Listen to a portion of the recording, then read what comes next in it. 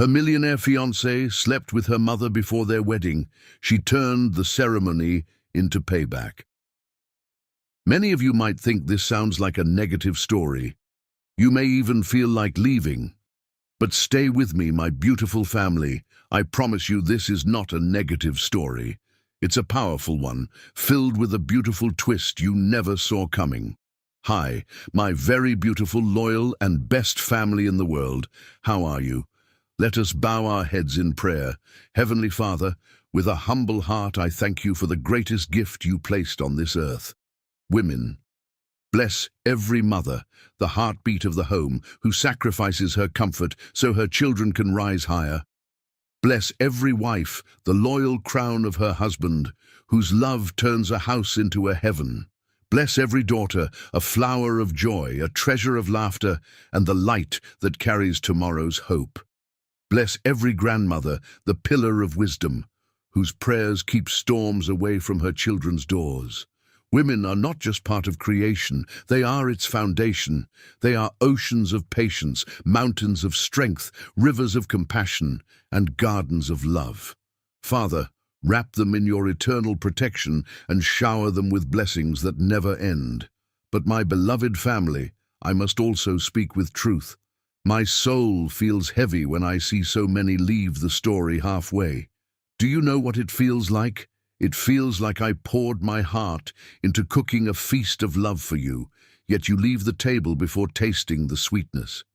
It hurts, because every story is my blood, my prayer, my gift to you. But still, I will never stop, because love is stronger than pain, and respect for women is greater than disappointment. To those who are new here, I know trust is not easy, but look into my heart. You will find no lies, no games, no selfishness. Only pure love for family, only honor for women, only truth in my words. If you feel this love, write present. If you stand beside me, write I am with Mr. Peter. We are not strangers. We are one heart, one family, one soul, forever united, forever blessed. We are the family of Mr. Peter. When destiny decides to destroy you, it first gives you everything you've ever dreamed of. And Patrick Mahomes was about to become Lynn Biendelow's most beautiful dream and worst nightmare. The crystal chandelier above the Grand Rosewood Hotel's ballroom cast dancing shadows across the marble floor as Lynn Biendelow adjusted her emerald silk dress, her fingers trembling from the electricity that shot through her veins every time she looked at the man who had transformed her ordinary world into pure magic. Patrick Mahomes stood across the crowded engagement party, his 6'3" frame commanding attention in his midnight blue Armani suit. But his eyes, those deep brown eyes that seemed to hold entire galaxies, never left Lynn's radiant face.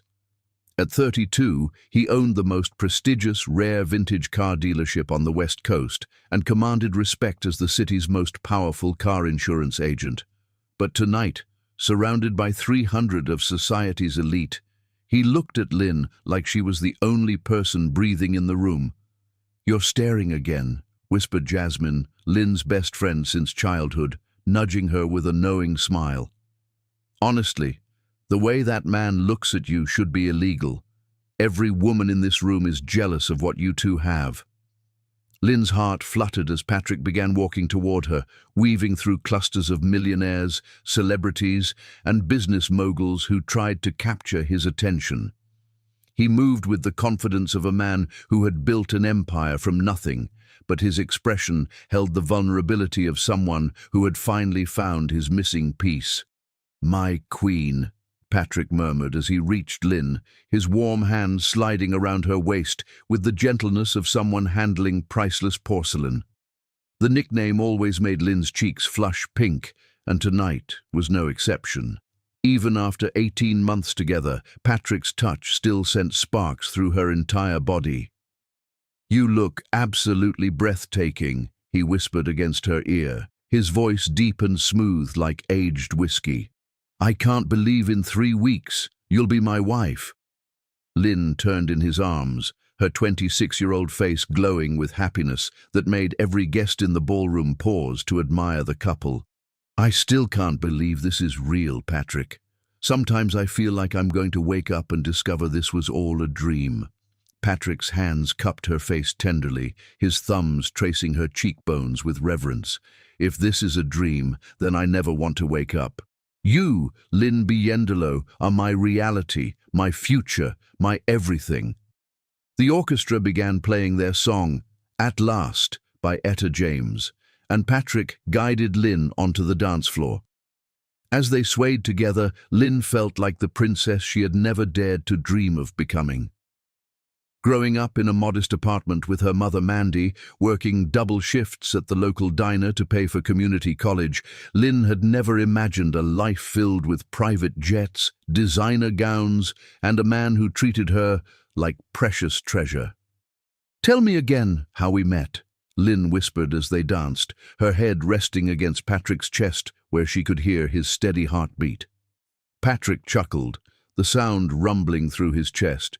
"You were arguing with that insurance adjuster about your car accident claim, and I happened to be in the office reviewing policies. You were wearing that yellow sundress with tiny flowers, and you were so passionate about fighting for what was right that I forgot how to breathe. You interrupted a business meeting to help a stranger with her insurance claim," Lynn said, smiling at the memory. "Your secretary thought you had lost your mind." "I had," Patrick replied, spinning her gently. "I lost my mind the moment I saw you. I had everything, money, power, respect, but I was empty inside until you filled every corner of my soul with light." Across the ballroom, Mandy Biendolo watched the couple with a smile that didn't quite reach her eyes. At 48, Mandy had maintained her striking beauty through expensive treatments and careful maintenance, her dark hair styled in elegant waves and her figure displayed in a designer dress that cost more than Lynn's monthly salary. She held a glass of champagne and nodded graciously when guests complimented her daughter's good fortune, but behind her polite facade, something darker was brewing. "Your daughter is so lucky," remarked Mrs. Wellington, a prominent socialite.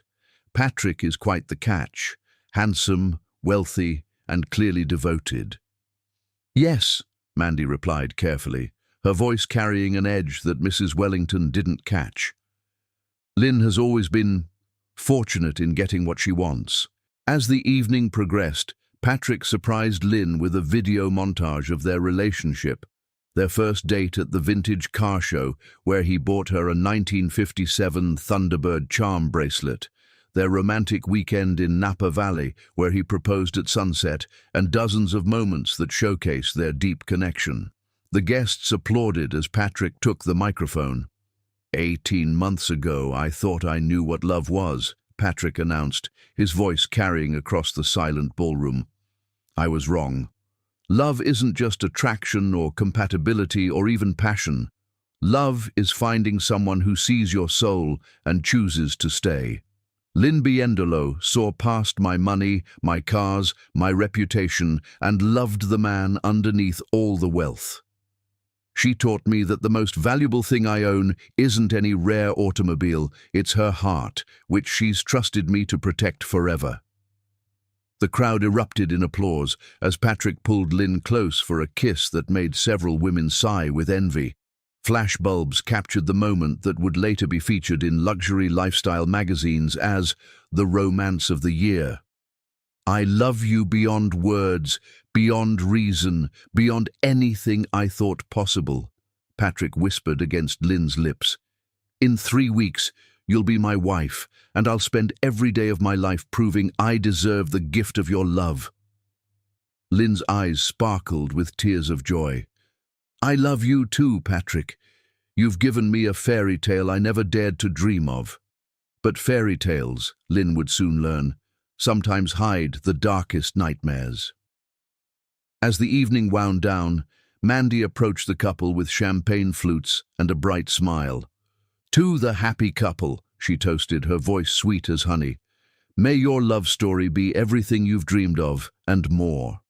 Patrick raised his glass graciously. "Thank you, Mandy. Lynn is lucky to have such a supportive mother."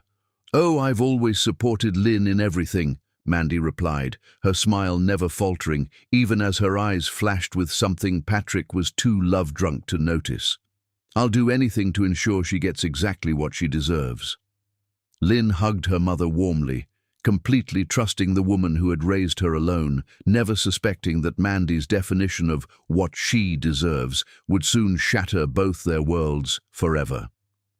The engagement party ended with guests departing into the night, all praising the perfect couple and their obvious devotion. Patrick and Lynn stood on the hotel's balcony, overlooking the city lights, wrapped in each other's arms as a gentle breeze carried the scent of jasmine. 3 weeks, Patrick murmured, pressing a soft kiss to Lynn's temple. 3 weeks until you're mine forever. Forever, Lynn echoed, her heart full of love and dreams of their beautiful future. Neither of them noticed Mandy watching from the shadows inside the ballroom, her champagne glass gripped so tightly her knuckles were white, her mind already spinning with the plan that would turn their fairy tale into a nightmare. But what Mandy didn't know was that her plan for revenge would cost her more than she ever imagined, and the price would be paid in blood, tears, and a love that refused to die. Chapter 2. The Perfect Wedding Day. Heaven must have painted this morning with golden light and angel's breath, because everything looked so perfect that even God himself would have wept at its beauty. But the devil was already hiding in the details.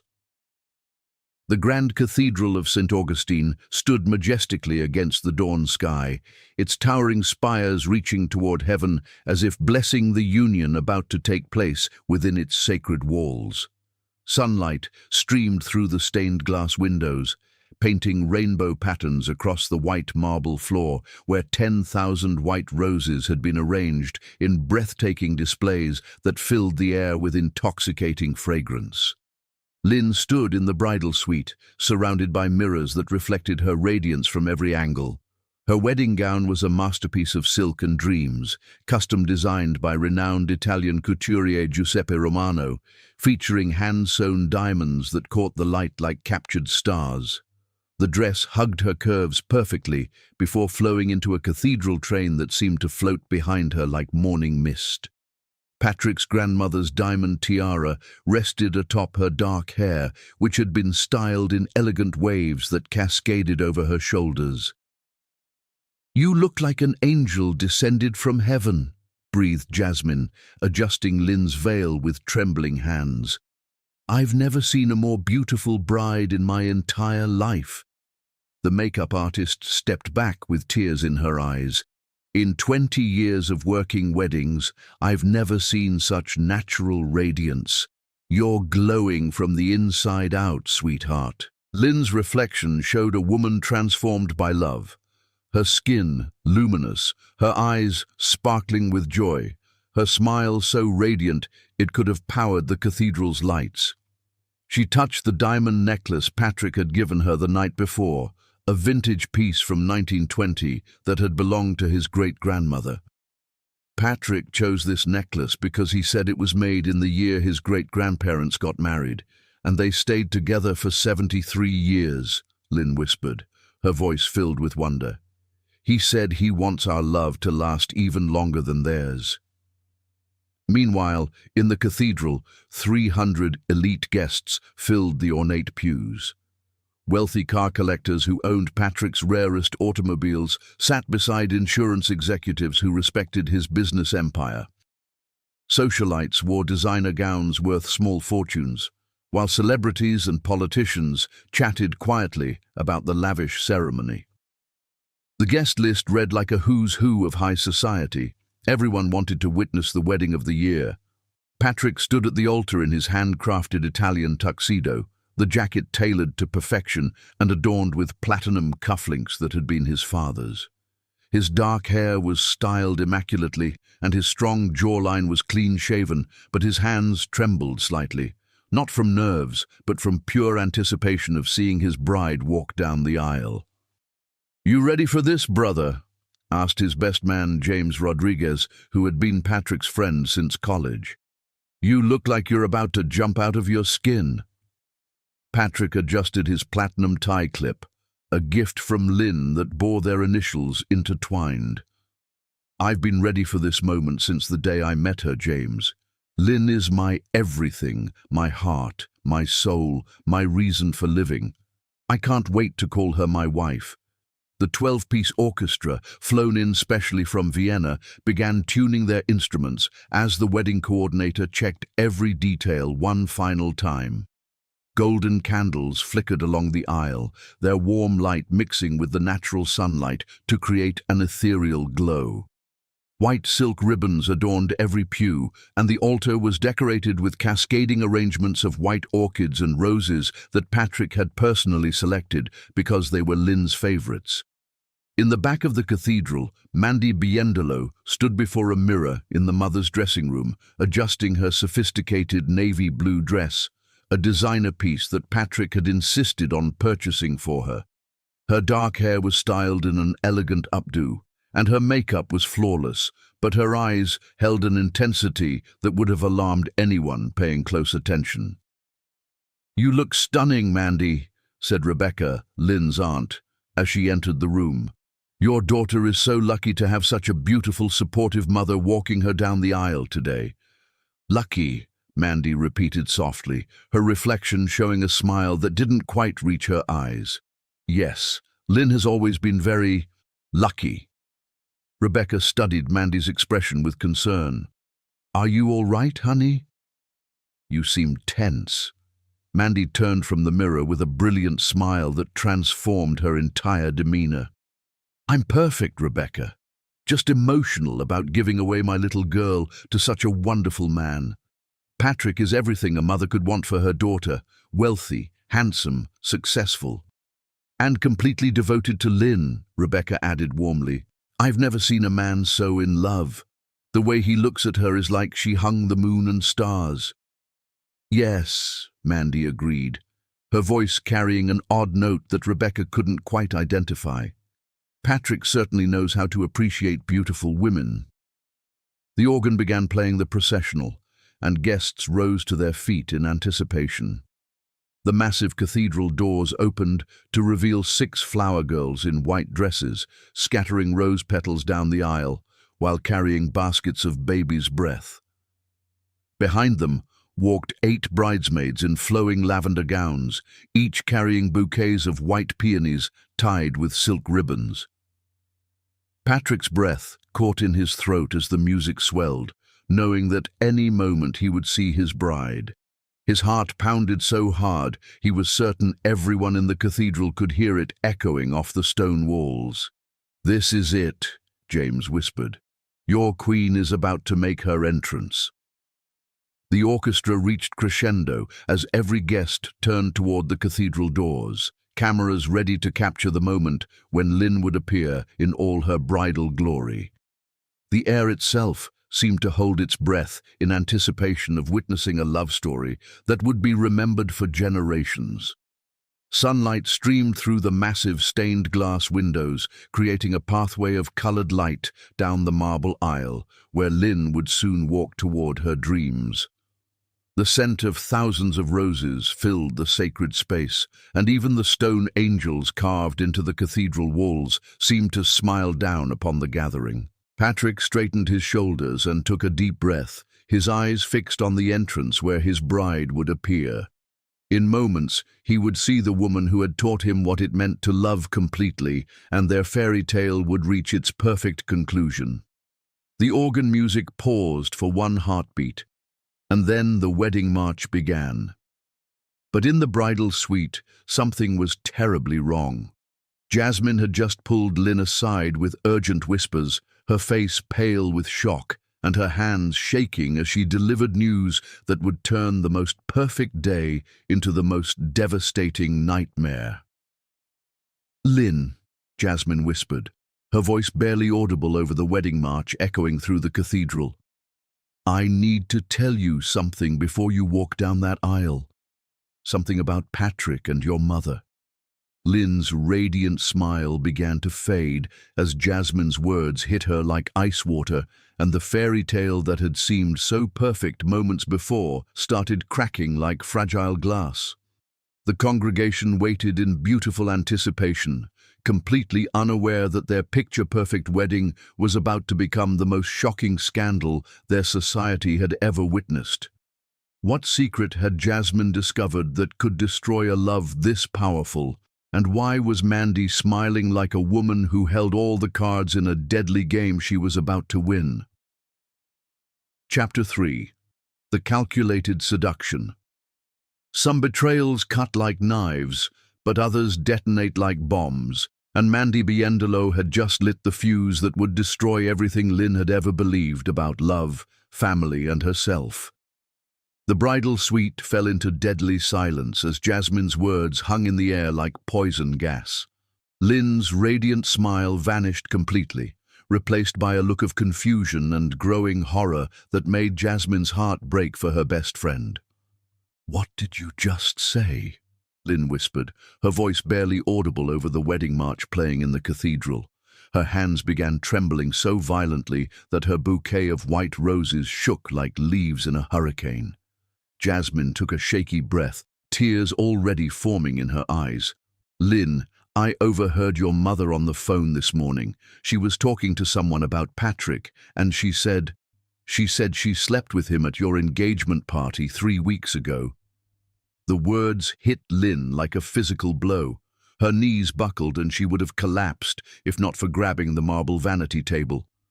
The diamond tiara slipped slightly on her head as she stared at Jasmine in disbelief. "That's impossible," Lynn gasped, shaking her head frantically. "Jasmine, you must have misunderstood. My mother would never, Patrick would never. We're getting married in 10 minutes. "I heard her clearly, Lynn. She was laughing about it, saying she taught you a lesson about trusting people too easily. She said she planned everything perfectly, that she seduced Patrick deliberately when he was drinking alone in the garden during your engagement party." Lynn's reflection in the mirror showed a bride transforming into a broken woman before her very eyes. Her perfect makeup couldn't hide the devastation spreading across her features like a storm cloud covering the sun. "Planned?" Lynn whispered, her voice hollow with shock. "She planned to seduce my fiancé. According to what I heard, she wanted to destroy your happiness," Jasmine continued reluctantly. "She said something about you not deserving the fairy tale life when she never had one. Lynn, she wasn't trying to steal Patrick, she was trying to ruin your wedding day." The full scope of her mother's cruelty hit Lynn like a tsunami. This wasn't a moment of weakness or jealousy. It was calculated destruction designed to demolish her daughter's dreams on the most important day of her life. "She wanted to humiliate me," Lynn said, her voice growing stronger as understanding dawned. "She wanted to destroy my perfect day because she couldn't stand seeing me happy." "What are you going to do?" Jasmine asked nervously, recognizing the dangerous glint in Lynn's eyes. Lynn straightened her tiara and smoothed her wedding dress, her devastation transforming into something cold and powerful. "If Mother wants public humiliation, then that's exactly what she'll get. But it won't be mine." "Lynn, what do you mean?" Jasmine gasped, but Lynn was already moving toward the door with purposeful strides. "I'm going to give everyone exactly what they came to see," Lynn said, her voice calm but filled with steel. "A wedding they'll never forget." In the cathedral, Patrick stood at the altar checking his platinum watch. The bride was 5 minutes late, but he wasn't worried. Lynn was worth waiting for forever. He had no idea that his moment of weakness 3 weeks ago was about to destroy everything he held sacred. The massive cathedral doors opened with ceremonial flourish, and the congregation rose to their feet in unison. Lynn appeared in the doorway like a vision from heaven itself, her smile radiant as she began her walk down the rose-petal-strewn aisle. Patrick's breath caught in his throat. His bride looked absolutely ethereal, and his heart swelled with so much love he thought it might burst. He had no idea he was watching an angel walking toward his judgment. Lynn reached the altar where Patrick waited with pure adoration shining in his eyes. Father Michael smiled warmly at the radiant couple as the music faded into reverent silence. "Dearly beloved," Father Michael began, "we are gathered here today to witness the union of Patrick and Lynn in holy matrimony." Patrick's eyes never left Lynn's face, completely unaware of the storm about to break over his head. "If anyone knows of any reason why these two should not be joined in marriage, speak now or forever hold your peace," Father Michael continued.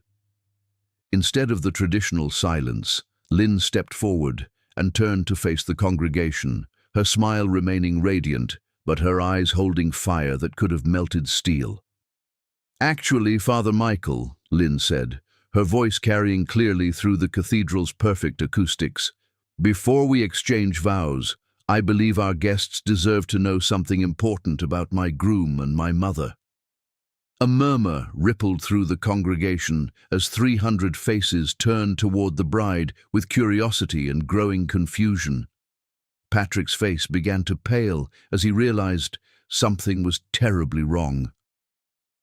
"3 weeks ago, at our engagement party," Lynn continued, her voice growing stronger and clearer, "while I was inside getting ready for photos, my beloved groom shared an intimate encounter with my mother in the garden." The cathedral erupted into shocked gasps, dropped programs and frantic whispers as the congregation processed the devastating revelation. Camera flashes began popping like fireworks as society reporters realized they were witnessing the scandal of the decade. Patrick's face went completely white, his mouth opening and closing soundlessly as he stared at Lynn in absolute horror. "Lynn, please, let me explain." "Oh, there's more," Lynn said with a smile that could have frozen hellfire. "This wasn't a moment of weakness or mistake. My mother planned this seduction deliberately to destroy our wedding day because she couldn't bear to see me happy." The congregation erupted into fresh chaos as they realized they weren't just witnessing betrayal, they were seeing calculated family destruction unfold in real time.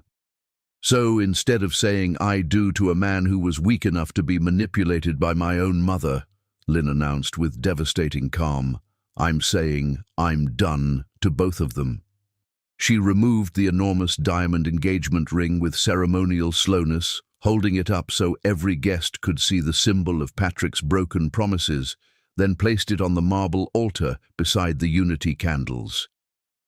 "The wedding is over," Lynn declared, "but my mother's show is just beginning." Patrick fell to his knees on the cold marble floor, his expensive tuxedo crumpling as he reached desperately toward Lynn. "Please, my love, don't do this."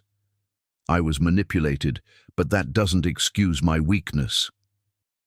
But Lynn was already walking away, her cathedral train flowing behind her like liquid silk, leaving Patrick kneeling alone in front of 300 witnesses to his destruction. The perfect revenge was complete. Mandy's plan to humiliate Lynn had backfired spectacularly, turning instead into Patrick's public destruction and Lynn's triumphant exit.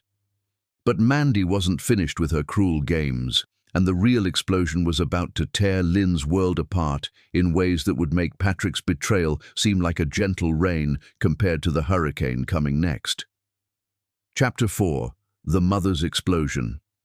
Hell hath no fury like a mother scorned, but when that mother is Mandy Biendolo, fury becomes a weapon sharp enough to slice through a daughter's soul and leave scars that will never heal. The cathedral remained in stunned chaos as Lynn's footsteps echoed off the marble floor, each step taking her further from the altar where Patrick knelt in devastation. But before she could reach the massive doors, a voice cut through the confusion like a blade through silk.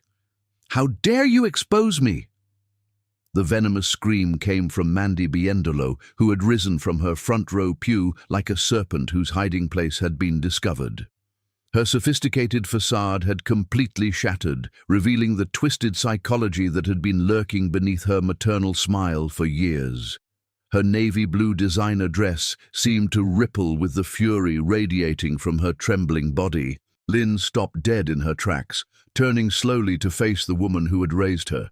The congregation, which had been buzzing with shocked whispers, fell into absolute silence as they sensed something even more explosive was about to unfold. "Mother?" Lynn said, her voice uncertain as she saw an expression on Mandy's face that revealed the true monster underneath the loving mother mask. Mandy stepped into the aisle, her heels clicking against the marble like gunshots. Her perfectly applied makeup couldn't hide the vicious sneer that transformed her beautiful features into something frighteningly unrecognizable. "You ungrateful little brat!" Mandy shrieked, her voice echoing off the cathedral's stone walls. "You think you can humiliate me in front of all these people? You think you can ruin my perfect plan with your dramatic scene?" The 300 guests leaned forward in their pews, mesmerized by the psychological warfare unfolding before them. Camera phones appeared in dozens of hands as society's elite realized they were witnessing a complete family implosion that would make headlines worldwide. Lynn stared at her mother in growing horror as the woman she had trusted her entire life revealed her true nature. "Your perfect plan was to destroy my wedding day, to seduce Patrick just to hurt me?" Mandy's laugh was sharp and maniacal, echoing through the sacred space like the sound of sanity breaking. "Of course it was. Did you really think I would just stand by and watch you get everything I was denied? Did you think I would smile and pretend to be happy while you lived like a princess?" Father Michael stepped forward nervously, his hands raised in a gesture of peace. "Please, let's move this discussion somewhere private." "No!" Mandy snapped, her eyes blazing with years of accumulated resentment. "Everyone here needs to understand exactly why this spoiled brat deserved to have her fairy tale destroyed." Patrick struggled to his feet, his legs weak with shock as he began to comprehend the true depth of Mandy's psychological manipulation. "You planned everything just to hurt your own daughter.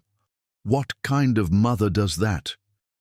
The kind who spent 26 years watching an unwanted child get opportunities I never had."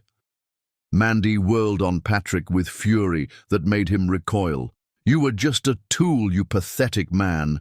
I used your weakness and insecurity to teach my daughter that she's not special enough for fairy tale endings."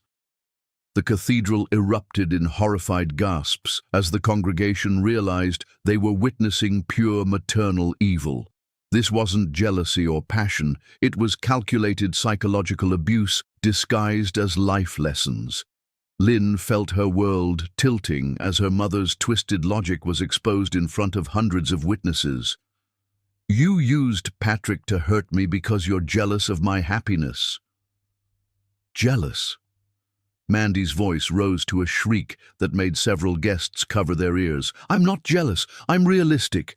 I wanted to show you that men like Patrick don't really love girls like us. We're not fairy tale princesses. We're burdens who should be grateful for whatever scraps we get." The congregation was witnessing something beyond family drama. They were seeing the complete psychological breakdown of a woman whose resentment had festered into pure malice toward her own child.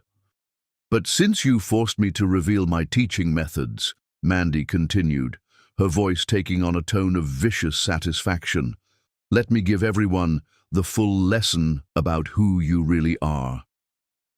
Lynn's blood turned to ice as she recognized the look in her mother's eyes, the same expression Mandy had worn before delivering the cruelest punishments during Lynn's childhood.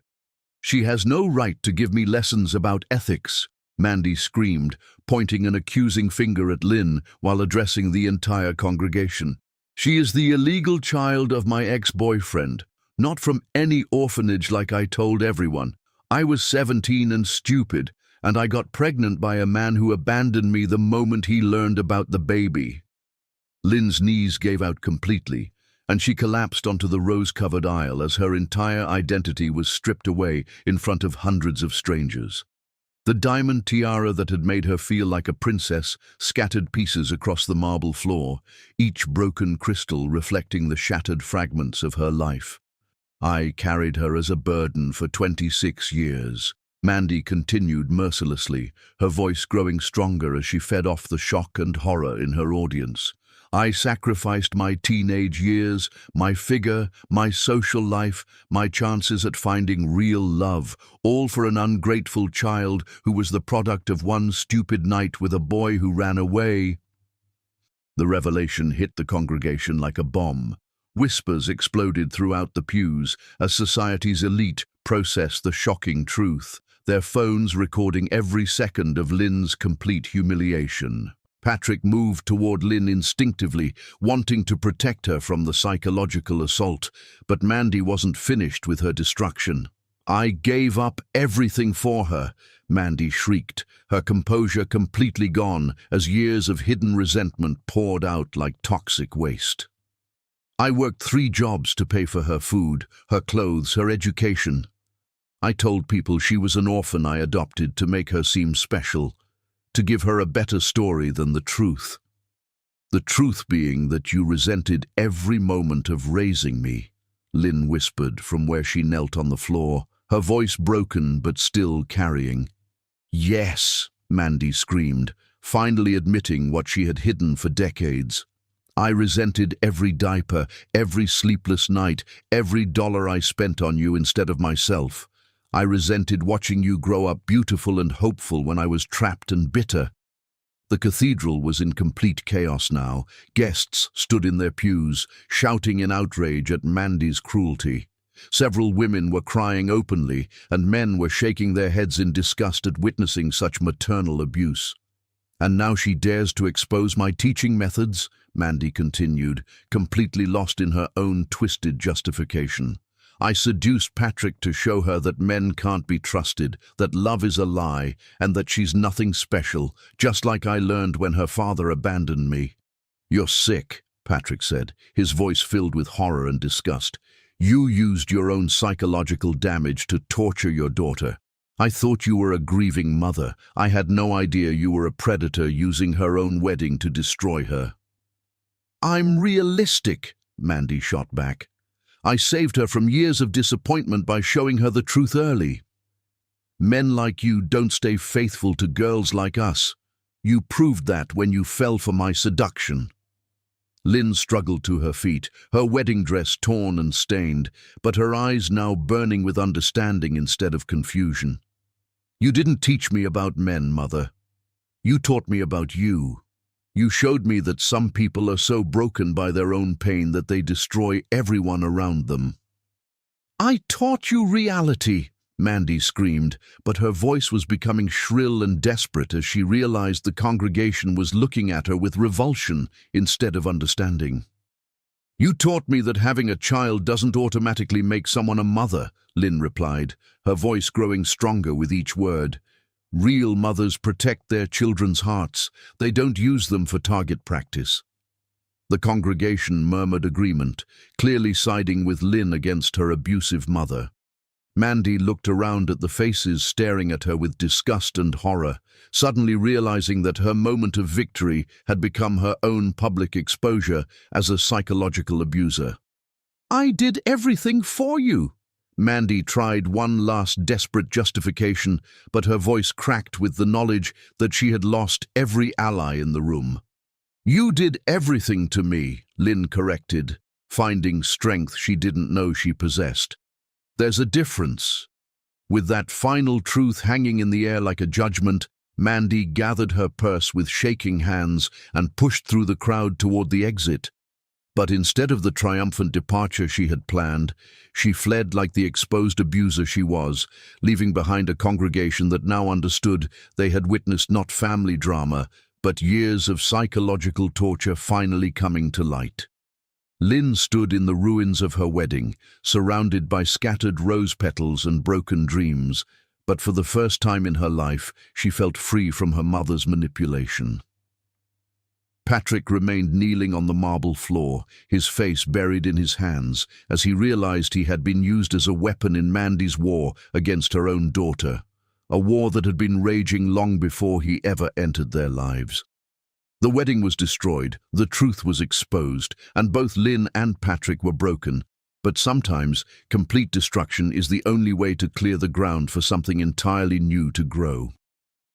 As the cathedral emptied and the scandal spread across social media, neither Lynn nor Patrick knew that their real love story was about to begin, not with fairy tale perfection, but with two wounded souls learning to trust again in a world where even mothers could be monsters. Chapter 5. The Broken Millionaire. When a king loses his crown, he becomes just a man. But when Patrick Mahomes lost Lynn, he discovered that even infinite wealth couldn't buy back a single heartbeat of the love he had destroyed. The grand cathedral emptied slowly as guests filed out in clusters, their voices buzzing with excitement over witnessing the scandal of the century. But Patrick remained kneeling at the altar, his expensive tuxedo wrinkled and his face buried in his hands, as the full weight of his manipulation and Lynn's devastation crashed down upon him like an avalanche. "Patrick," James whispered, kneeling beside his devastated friend, "we need to get you out of here. The reporters are going crazy outside, and social media is already exploding with videos." But Patrick didn't move. He stared at the diamond engagement ring Lynn had left on the marble altar, the ring he had chosen after visiting 12 different jewelers to find the perfect symbol of their eternal love. Now it lay abandoned like his heart, catching the colored light from the stained glass windows and mocking him with its brilliance. "She's gone," Patrick whispered, his voice breaking like a teenage boy's. "The love of my life is gone, and I was too weak to protect her from her own mother's evil." "Brother, you were manipulated by a psychopath," James said gently. "Mandy planned everything. You were a victim too." Patrick's head snapped up, his eyes red with unshed tears and blazing with self-hatred. "A victim? I'm a grown man who built a business empire from nothing, and I let a manipulative woman seduce me because she told me what I wanted to hear about being worthy of passion. I'm not a victim, James. I'm a fool who became a weapon in a war against the woman I love." Meanwhile, Lynn had fled to her Aunt Rebecca's house in the suburbs, still wearing her torn wedding dress, as she collapsed onto the familiar couch where she had spent childhood afternoons reading fairy tales. Rebecca, a gentle woman in her 50s who had always been more of a mother to Lynn than Mandy, wrapped her niece in blankets and held her while she sobbed. "I don't understand any of this," Lynn cried into Rebecca's shoulder. "How could Mother plan something so cruel? How could Patrick be weak enough to fall for it?" Rebecca stroked Lynn's hair gently, her own heart breaking for the girl she had helped raise. "Honey, some people are so damaged by their own pain that they spread it like a disease. Your mother has been bitter and resentful since the day you were born, and today she finally showed her true colors." "But Patrick," Lynn sobbed, "he said he loved me, promised to protect me, and then he let her seduce him because he was insecure."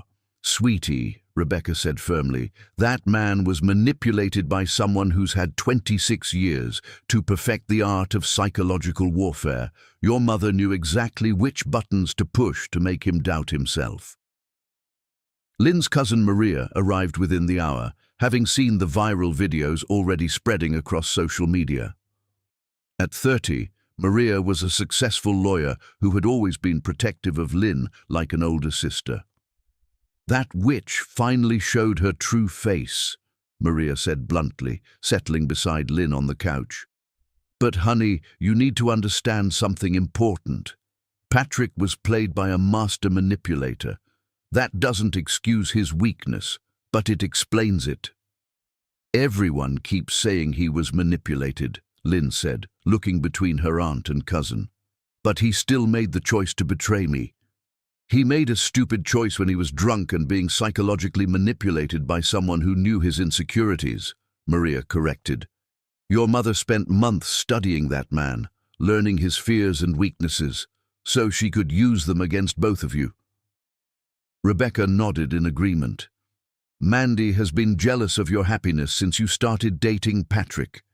I saw it in her eyes every time she talked about your relationship, like she was planning something terrible." "So, what do I do now?" Lynn asked, feeling lost and broken in ways she had never experienced.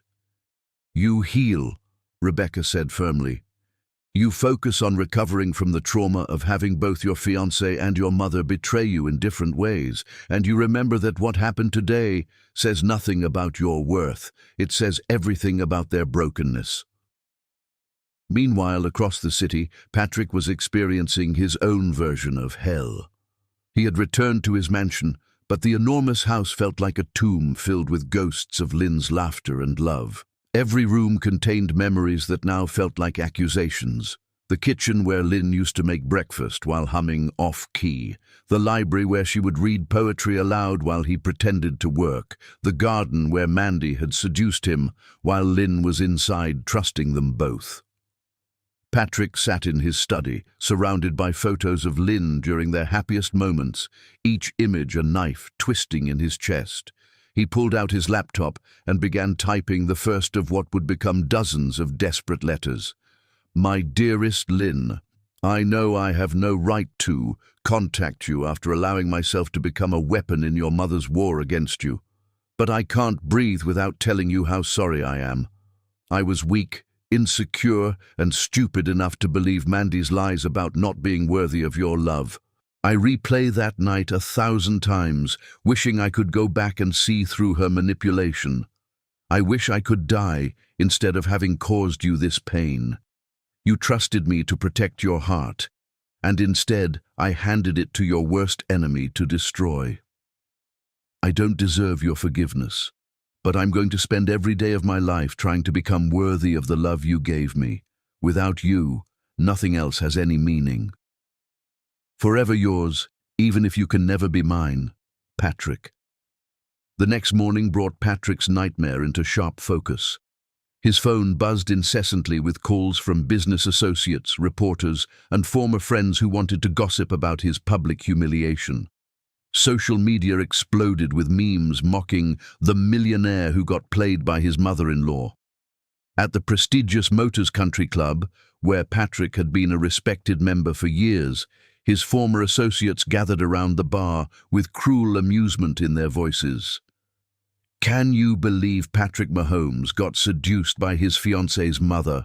Laughed Richard Steinberg, a rival car dealer.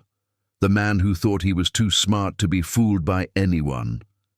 I heard the mother planned the whole thing just to destroy the wedding, added Thomas Crawford, a prominent insurance executive. That's some serious psychological warfare.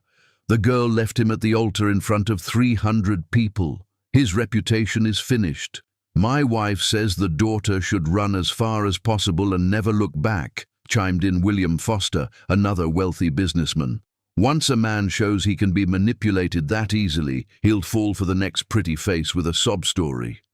The whole family sounds toxic, agreed Robert Winchester, sipping his whiskey. The mother's a predator, the daughter's a drama queen, and Patrick's too weak to handle either of them. He's better off alone. But Patrick wasn't at the country club to hear their mockery. He was at his dealership, liquidating his prized collection of vintage cars with mechanical precision. Each sale felt like cutting off a piece of his identity, but material possessions meant nothing when the woman he loved was suffering because of his weakness. Sir, are you sure about selling the 1967 Shelby Cobra? Asked his sales manager, David Torres. You've turned down $1 million offers for that car. Sell everything, Patrick replied, his voice hollow as he signed paperwork.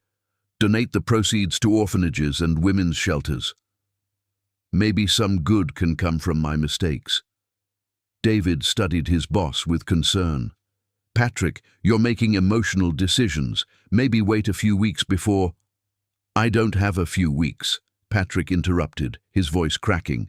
Every day Lynn suffers because of what I did is another day I prove I don't deserve to breathe the same air as her. That afternoon brought the first of fate's cruel interventions. Patrick was leaving the bank after liquidating another account when he literally collided with Lynn outside Morrison's grocery store. She was carrying bags that scattered across the sidewalk as they both stumbled from the impact. I'm so sorry, Patrick began automatically, then froze as he realized who he had bumped into. Lynn stared up at him from where she had fallen, her eyes wide with shock at the unexpected encounter. For a moment, They were both frozen in time, surrounded by scattered groceries and the weight of everything unsaid between them. "Are you hurt?" Patrick asked, immediately kneeling to help gather her fallen items, his hands shaking as he tried to focus on being helpful instead of staring at her beautiful face.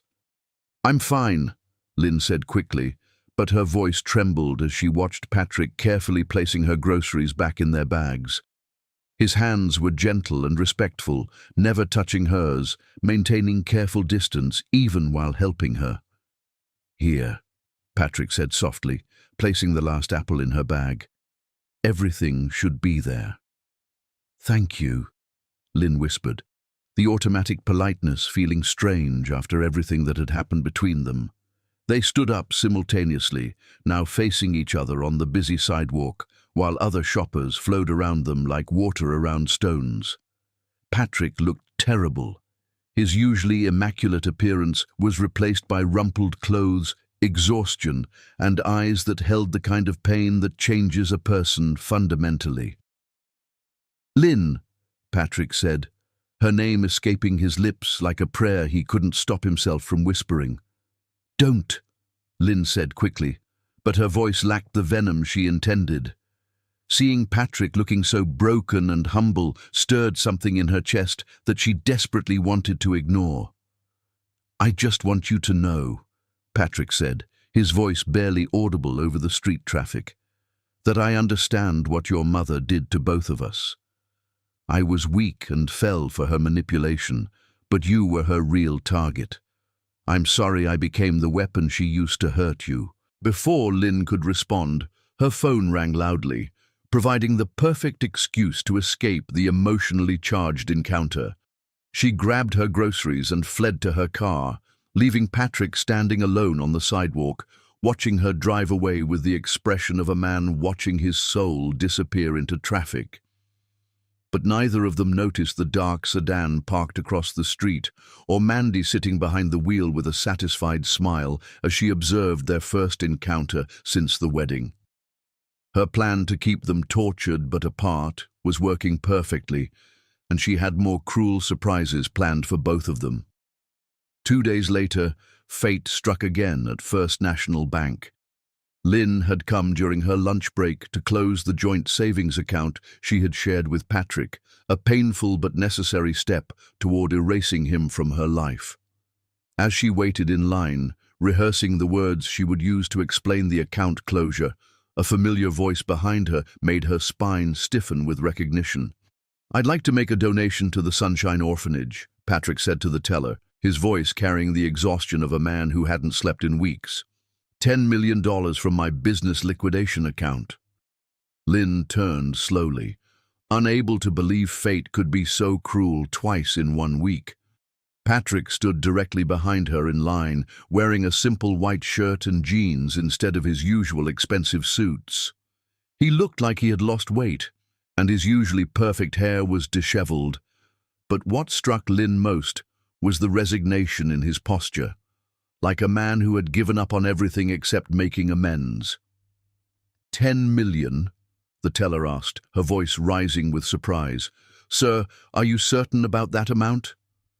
"Make it 15 million, Patrick said without hesitation, his eyes meeting Lynn's across the small space between them. The Sunshine Orphanage helps children who were abandoned by their fathers. Since I understand what it feels like to fail someone you're supposed to protect, maybe my money can prevent other children from suffering." Lynn's chest tightened as she realized the implication.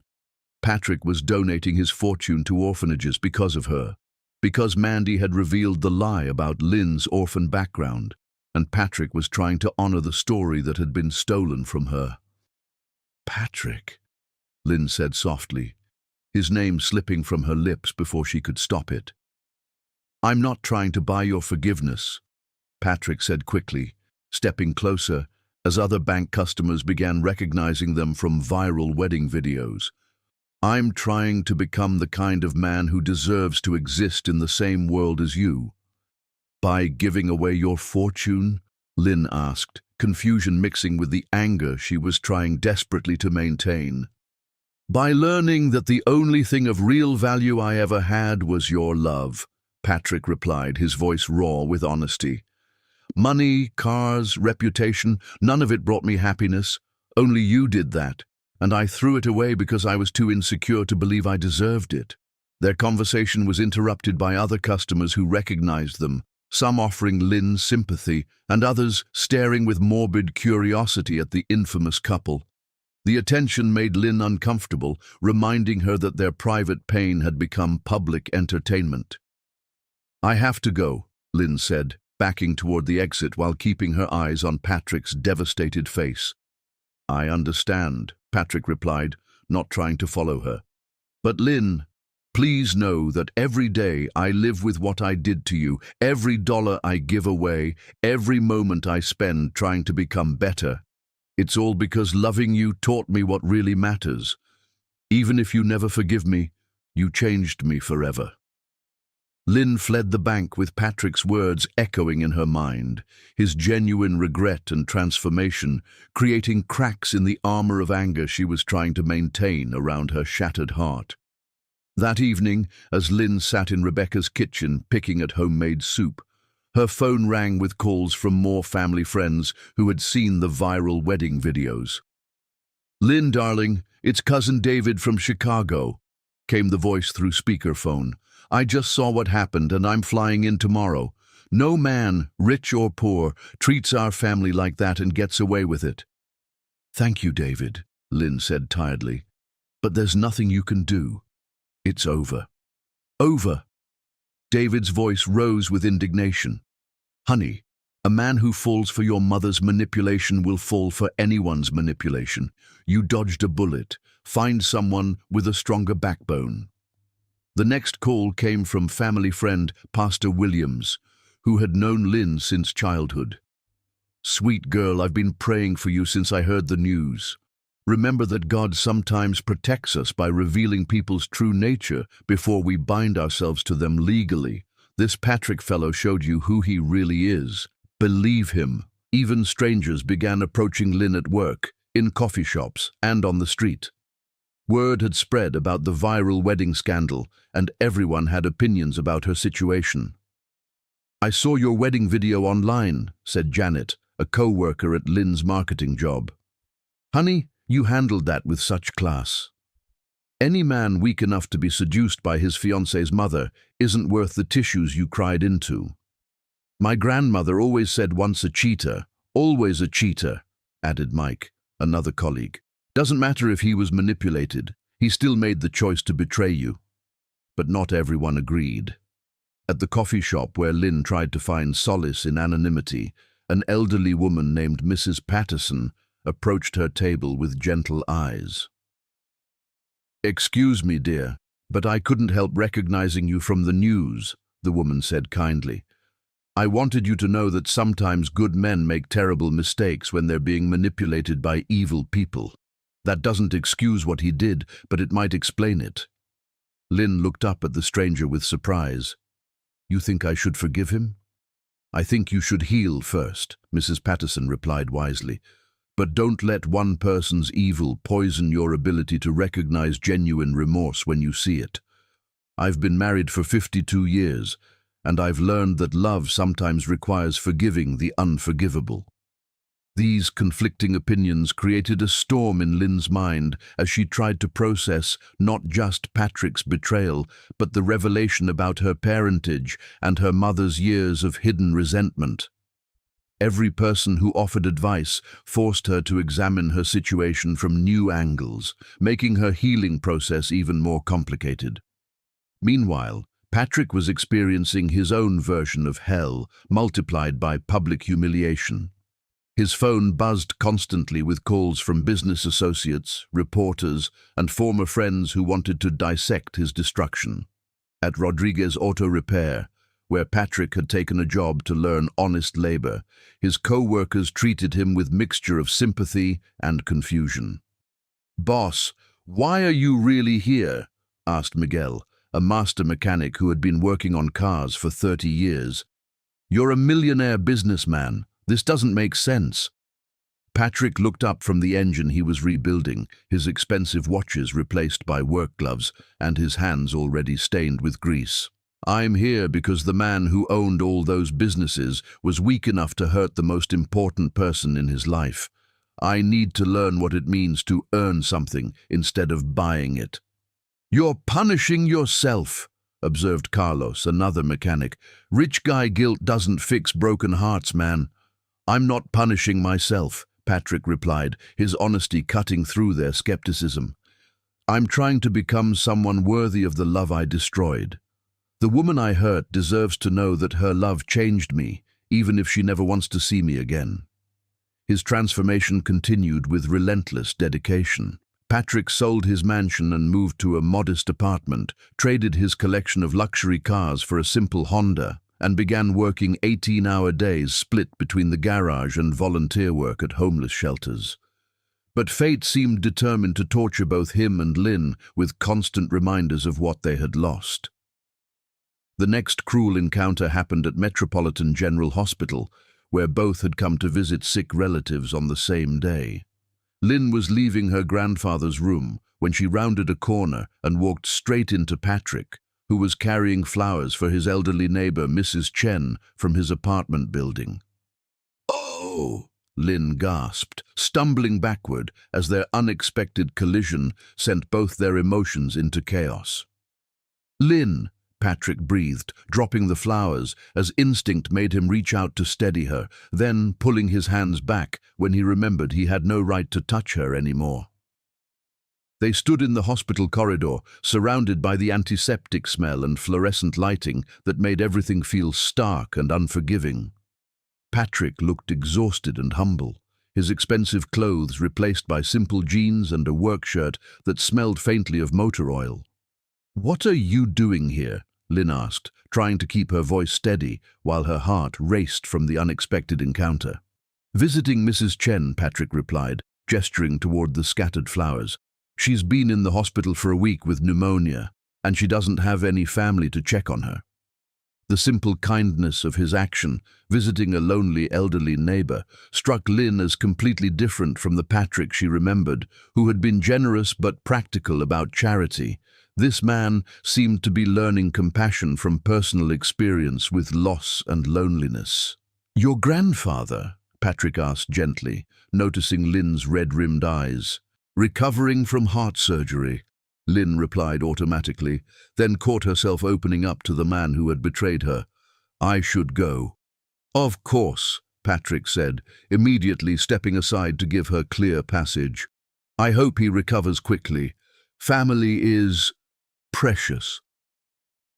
The weight of everything unspoken hung between them as Lynn walked away, leaving Patrick to gather the scattered flowers alone in the hospital corridor, both of them shaken by how much pain a simple accidental encounter could generate.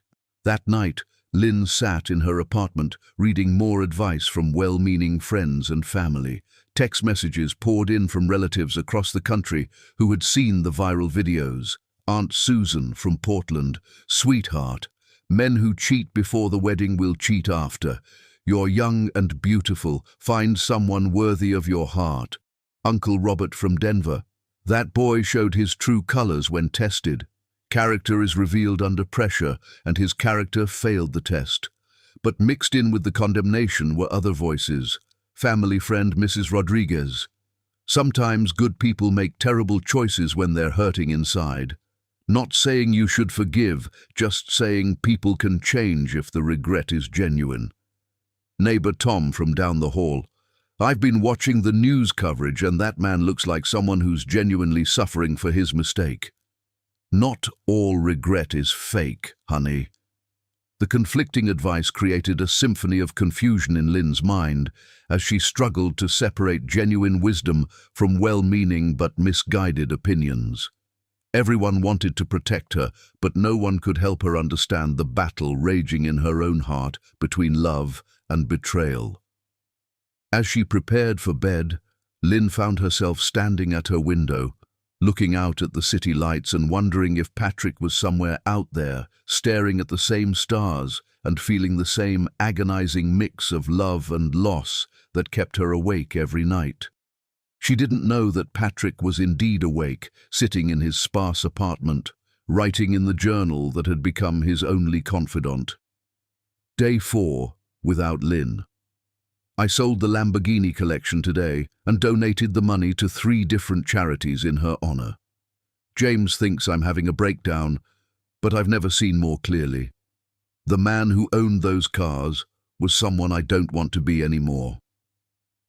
I dream about her every night, and I wake up hating myself more each morning.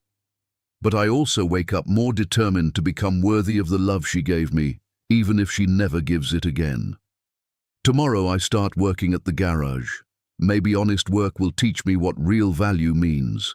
Neither Lynn nor Patrick knew that their agonizing separation was being orchestrated by someone who took pleasure in their pain, or that their next encounter would be even more emotionally devastating than the ones before. But fate was preparing to test them in ways that would reveal whether their love was strong enough to survive not just betrayal and manipulation, but the cruelest enemy of all, time and the growing distance between 2 hearts that still beat for each other. Chapter 6. Fate's Cruel Games. They say you can't escape destiny, but Lynn and Patrick were about to discover that sometimes destiny is a cruel puppet master who delights in forcing broken hearts to dance together in the ruins of their shattered dreams. 3 weeks had passed since the wedding disaster, and Lynn had convinced herself that avoiding Patrick Mahomes would be simple in a city of 2 million people. She was devastatingly wrong. The first cruel twist of fate struck at Morrison's grocery on a rainy Tuesday morning. Lynn had specifically chosen the early hour and distant location to avoid running into anyone from her former social circle. She pushed her cart through the produce section, her head covered by a silk scarf and her eyes hidden behind oversized sunglasses, trying to remain invisible to the world that had witnessed her humiliation. She was reaching for organic apples when another cart slammed into hers with enough force to send oranges rolling across the polished floor. Lynn looked up in annoyance, ready to offer a polite apology, and found herself staring directly into the devastated brown eyes of Patrick Mahomes. Time stopped. The grocery store faded away as they stood frozen, separated by 2 shopping carts, but connected by 18 months of memories that hung between them like invisible chains. Patrick looked terrible. His usually immaculate appearance was replaced by day-old stubble, wrinkled clothes, and eyes that held the kind of pain that changes a person forever. "Lynn," he breathed, her name escaping his lips like a prayer he had been whispering for weeks. Lynn's carefully constructed composure crumbled instantly. The sight of Patrick, thinner, broken, and clearly suffering, hit her like a physical blow. Her hands began trembling as she gripped her cart's handle, fighting the urge to either run away or collapse into his arms. "Don't," she whispered, her voice barely audible over the store's soft background music. "Don't say my name like that." "I can't help it," Patrick replied, his voice rough with emotion. "You're the only prayer I know anymore." Other shoppers began noticing the tension between them, some recognizing the infamous couple from viral wedding videos that had dominated social media for weeks. Whispers started spreading through the store as people pulled out phones to record the unexpected encounter. Lynn became aware of the growing attention and felt her cheeks burn with fresh humiliation. "People are staring," she said, adjusting her scarf nervously. "Let them stare," Patrick said, stepping closer despite the shopping carts between them. "Lynn, please, just give me 5 minutes to explain what really happened that night." "Explain?" Lynn's voice rose sharply, causing nearby shoppers to turn and openly gawk. "You want to explain how you slept with my mother? How you both planned to humiliate me?" "I never planned anything," Patrick protested desperately. "Your mother manipulated me when I was vulnerable and drunk. I was thinking about our wedding, terrified I wasn't good enough for you, and she used that fear against me." Lynn's eyes filled with tears that she refused to let fall in public. "You were terrified of not being good enough, so you proved it by betraying me with the woman who raised me. That's your explanation? The words hit Patrick like bullets, each one finding its mark in his already shattered heart. I know how it sounds. I know there's no excuse for my weakness. But Lynn, I love you more than my own life. That night meant nothing. You are everything. Stop, Lynn said, backing away from him as emotions threatened to overwhelm her completely. Stop saying you love me. Love doesn't do what you did. Love doesn't destroy the person it claims to cherish. She abandoned her cart and rushed toward the exit, leaving Patrick standing alone among scattered oranges and the curious stares of shoppers who had just witnessed round one of what would become an epic battle between love and betrayal. Patrick didn't follow her. Instead, he knelt on the grocery store floor and began picking up the oranges that had spilled from Lynn's cart, his tears falling freely as other customers watched the powerful millionaire reduced to cleaning up fruit like a broken man searching for redemption in the smallest acts of service. 2 days later, fate struck again at First National Bank during Lynn's lunch break. She had come to close the joint account she shared with Patrick, a painful but necessary step toward erasing him from her life. As she waited in line, rehearsing the words she would use to request account closure, a familiar voice behind her made her spine stiffen. "I'd like to make a donation to the Sunshine Orphanage," Patrick said to the teller, his voice carrying the exhaustion of a man who hadn't slept in weeks. $5 million from my business account." Lynn turned slowly, unable to believe fate could be so cruel twice in 1 week.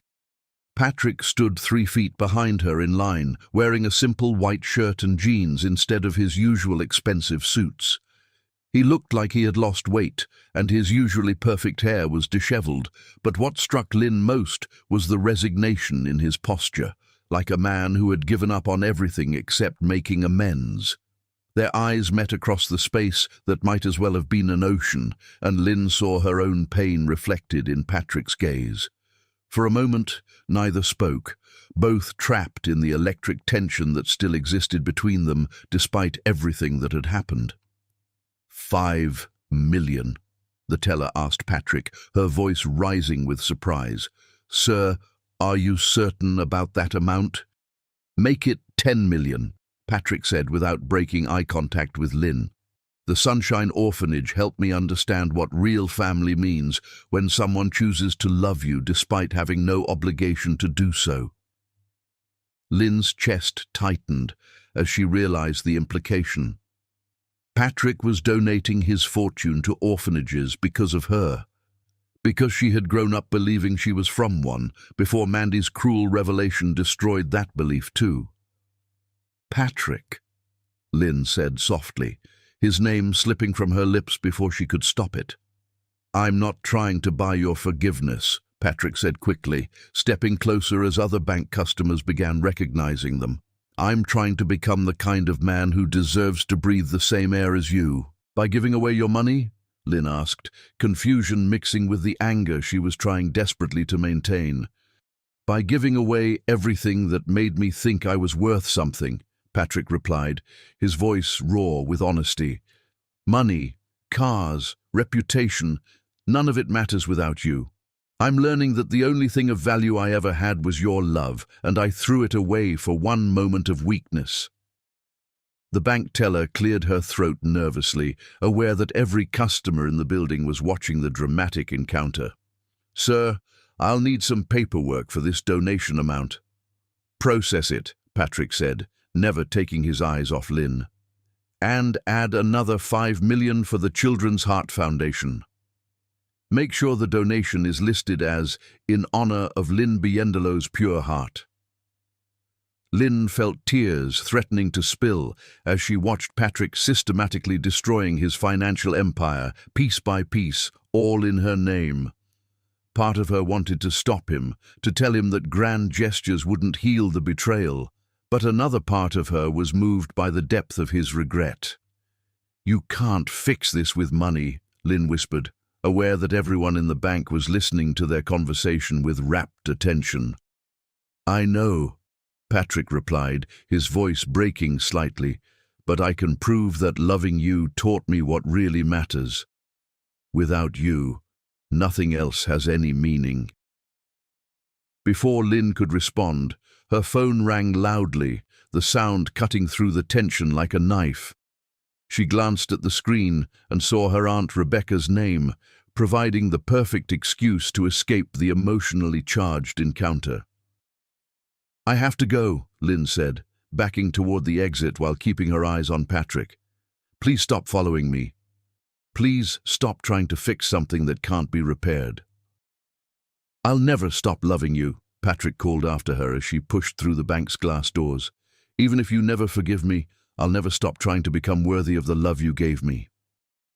Lynn fled to her car, her hands shaking as she fumbled with the keys.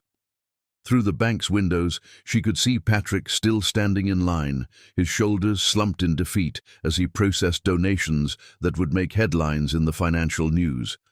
Her phone buzzed with a text message, and Lynn's heart jumped, thinking it might be Patrick.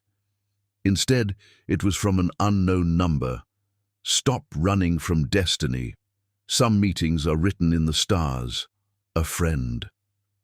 Lynn stared at the message in confusion and growing unease.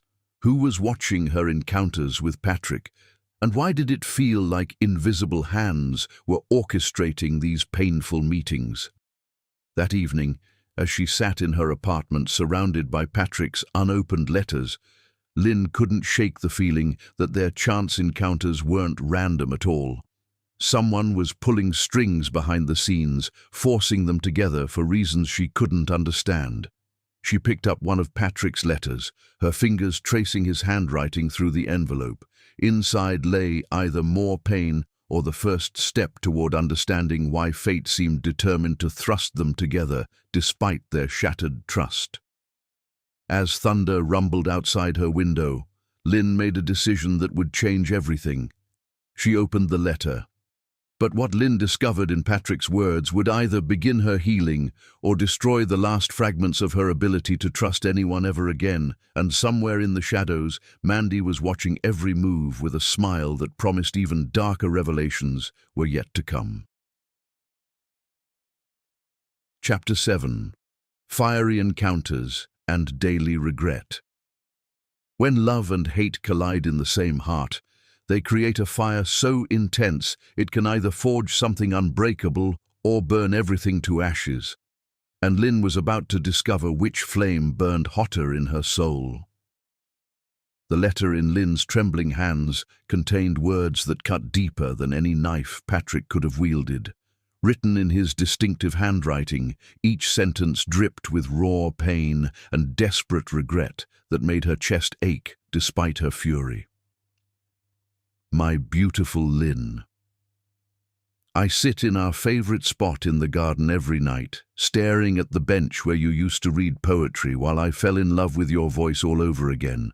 The roses you planted are blooming, but they look sad without your smile to give them meaning. I burned all my expensive clothes today because they remind me of the arrogant man who thought he deserved you. I keep only the watch you gave me for my birthday because it's the last piece of your love I'm allowed to hold. I replay that night with your mother 1,000 times, trying to understand how I became so weak. I was drunk, scared of not being worthy of you, and when she cried about feeling forgotten, I thought I was being kind. Instead, I was being the biggest fool who ever lived. I don't sleep anymore. Every time I close my eyes, I see your face when you discovered the truth. I see the trust dying in your eyes, and I know I killed the most beautiful thing in this world. I love you beyond words, beyond reason, beyond my own pathetic life. Even if you never forgive me, I'll spend every breath trying to become worthy of the love you gave me. Forever yours, Patrick. Lynn crumpled the letter in her fists, fresh tears streaming down her face as Patrick's pain reached through the paper and grabbed her heart. She hated that his suffering affected her, hated that part of her still loved the man who had destroyed everything she believed in. I won't feel sorry for him, she whispered to her empty apartment. I won't let his regret manipulate me like his weakness manipulated him.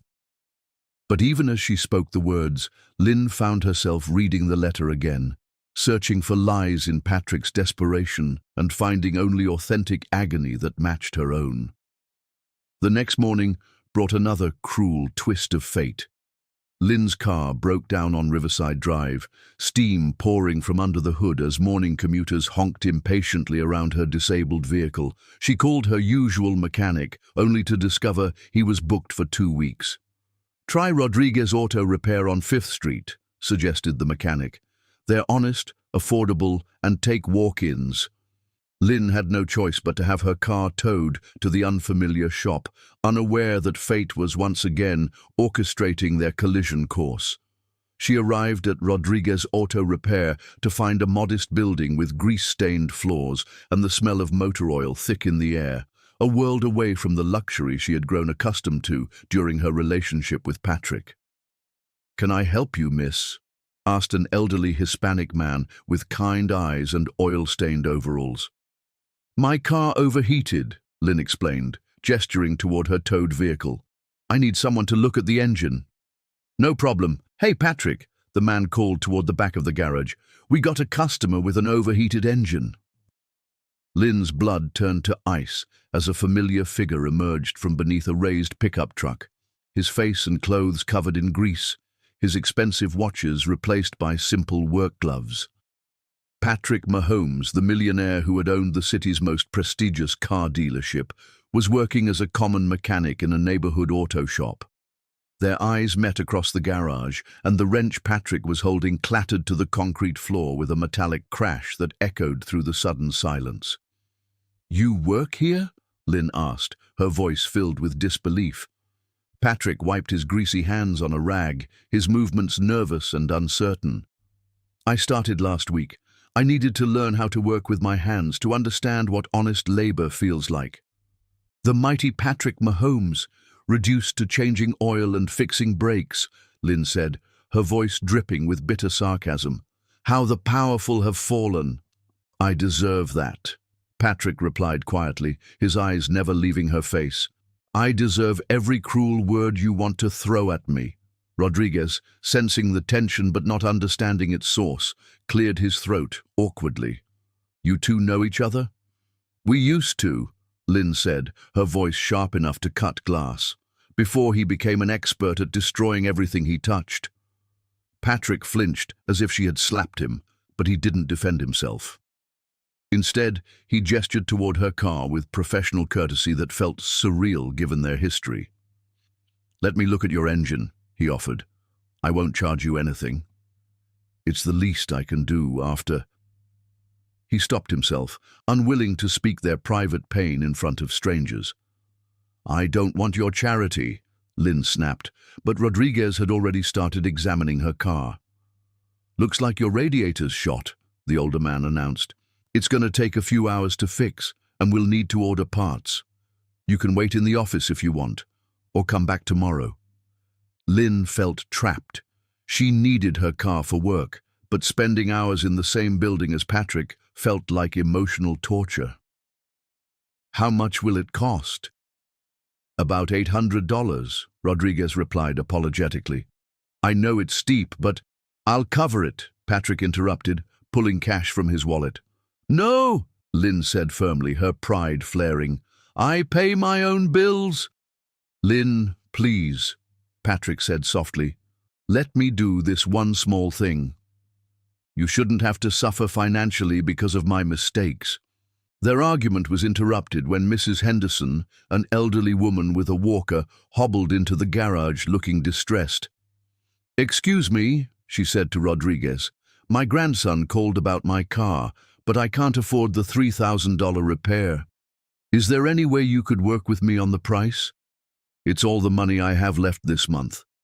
Rodriguez looked uncomfortable. "Ma'am, I wish I could, but the parts alone cost—" "I'll pay for Mrs. Henderson's repair," Patrick said immediately, stepping forward with his wallet. "Whatever it costs, put it on my tab." "Young man, I can't let you do that," Mrs. Henderson protested, but Patrick was already handing Rodriguez a stack of bills. "My grandmother always said that helping strangers is how we prove we're worthy of God's love," Patrick explained gently. Please let me honor her memory by helping you." Lynn watched this exchange with growing confusion. The Patrick she remembered had been generous, but practical, not someone who threw money at strangers' problems. This man, covered in grease, working for wages instead of profits, giving away cash without expecting anything in return, seemed like a completely different person. "Why are you really here?" Lynn asked Patrick once Mrs. Henderson had left with grateful tears. "Why are you working in a garage when you own a car empire?" Patrick set down his tools and looked at her with eyes that held depths of pain she had never seen before. "Because the man who owned that empire was arrogant, entitled, and weak enough to betray the only woman who ever mattered. I'm trying to become someone different, someone who might be worthy of breathing the same air as you." "You think working with your hands will magically erase what you did?" Lynn demanded, her voice rising with renewed anger. "You think playing humble will make me forget that you slept with my mother?" "No," Patrick said simply, his honesty cutting through her fury. "I think learning humility might help me understand why I was foolish enough to risk losing you. I think honest work might teach me the value of things that can't be bought or sold." Lynn stared at him for a long moment, studying the grease under his fingernails and the exhaustion in his eyes. This wasn't the confident millionaire who had swept her off her feet with grand gestures and expensive gifts. This was a broken man trying to rebuild himself from nothing. "You don't get to reinvent yourself to ease your guilt," Lynn said, but her voice lacked the venom she intended. "You don't get to become a better person just because you hurt me." "You're right," Patrick agreed, his acceptance of her anger somehow making it harder for Lynn to maintain her fury. "I don't get to do anything. I lost that right when I betrayed your trust. But I can't stop trying to become worthy of the love you gave me, even if you never give it again." Rodriguez returned from the parts room, breaking the tension with news about Lynn's car. "Good news. I had the radiator in stock. Patrick can have it fixed in 2 hours if you want to wait." Lynn found herself nodding before her rational mind could object. Something about watching Patrick work with his hands, seeing him humbled and changed, made her curious about this transformation that seemed too genuine to be an act. For the next 2 hours, Lynn sat in the small office, watching through the window as Patrick worked on her engine with focused intensity. His movements were careful and precise, but his hands shook slightly whenever he glanced toward the office and caught her watching him. During his lunch break, Patrick sat on a crate outside the garage, eating a simple sandwich instead of the gourmet meals he used to enjoy. Lynn found herself walking outside, drawn by impulses she didn't understand. "You're really doing this," she said, gesturing at his work clothes and humble surroundings. "You're really giving up everything." Patrick looked up at her, hope flickering in his eyes for the first time since the wedding. "Everything I had meant nothing without you to share it with. I'd rather be poor and worthy of your love than rich, and knowing I destroyed it." "Love?" Lynn's voice cracked with emotion. "You don't destroy someone you love, Patrick. You protect them. You cherish them. You don't betray them with their own mother." Patrick set down his sandwich and stood up, his eyes filling with tears that he didn't try to hide. "You're right. I failed at the most basic requirement of love, protecting your heart from harm. I was weak when I should have been strong, selfish when I should have been selfless." "Then why?" Lynn demanded, her voice breaking as 18 months of love battled against weeks of betrayal in her heart. "Why did you throw us away? Why did you let her manipulate you?" Patrick's shoulders sagged under the weight of her question. "Because I was terrified of not deserving you. Because I knew a woman like you, kind, pure, beautiful inside and out, was too good for a man like me. When your mother said you were too young and naive to understand real passion, it fed every insecurity I had about our relationship. So you proved her right by being exactly as weak as she said you were," Lynn said, her words cutting deep. "Yes," Patrick admitted, the simple acknowledgement hitting harder than any angry accusation. I proved that I was everything she said, weak, unworthy, and too broken to protect the most precious thing in my life. Lynn stared at him for a long moment, watching tears stream down his grease-stained face as he accepted full responsibility without making excuses. The sight of Patrick, once so proud and powerful, reduced to genuine humility, stirred something in her chest that she desperately wanted to ignore. "Your car's ready," Rodriguez called from the garage, breaking the spell between them. Lynn walked back toward her repaired vehicle, leaving Patrick standing alone in the parking lot. But as she reached her car door, she turned back one final time. "Patrick," she called, her voice softer than it had been since the wedding. "Yes," he answered immediately, hope flooding his features. "Thank you for fixing my car," she said quietly, "and for Mrs. Henderson. That was kind." Before Patrick could respond, Lynn drove away, leaving him standing in the afternoon sunlight with the first spark of hope he had felt in weeks warming his broken heart. But neither of them noticed Mandy's car parked across the street, or the satisfied smile on her face as she watched their encounter through binoculars. Her plan was working perfectly, keeping them apart while torturing them with glimpses of what they had lost. The game was far from over, and Mandy had more moves to make before her ultimate victory. But she had underestimated the power of genuine regret and the magnetic force that still pulled two broken hearts toward each other against all odds. Chapter 8. The Internal War and Patrick's Suffering. The heart is a battlefield where love and betrayal wage war with weapons made of memory, and Lynn Biendolo was about to discover that some wars destroy the soldier fighting them from the inside out. Lynn's apartment had become a shrine to indecision.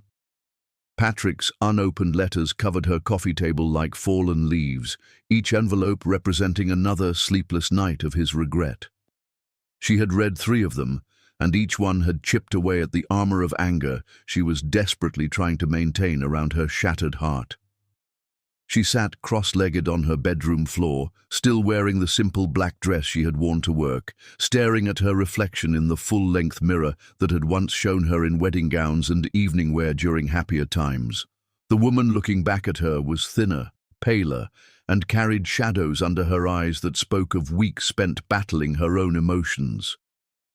"He's changing his entire life," Lynn whispered to her reflection, thinking about Patrick working in the garage with grease under his fingernails and humility in his eyes.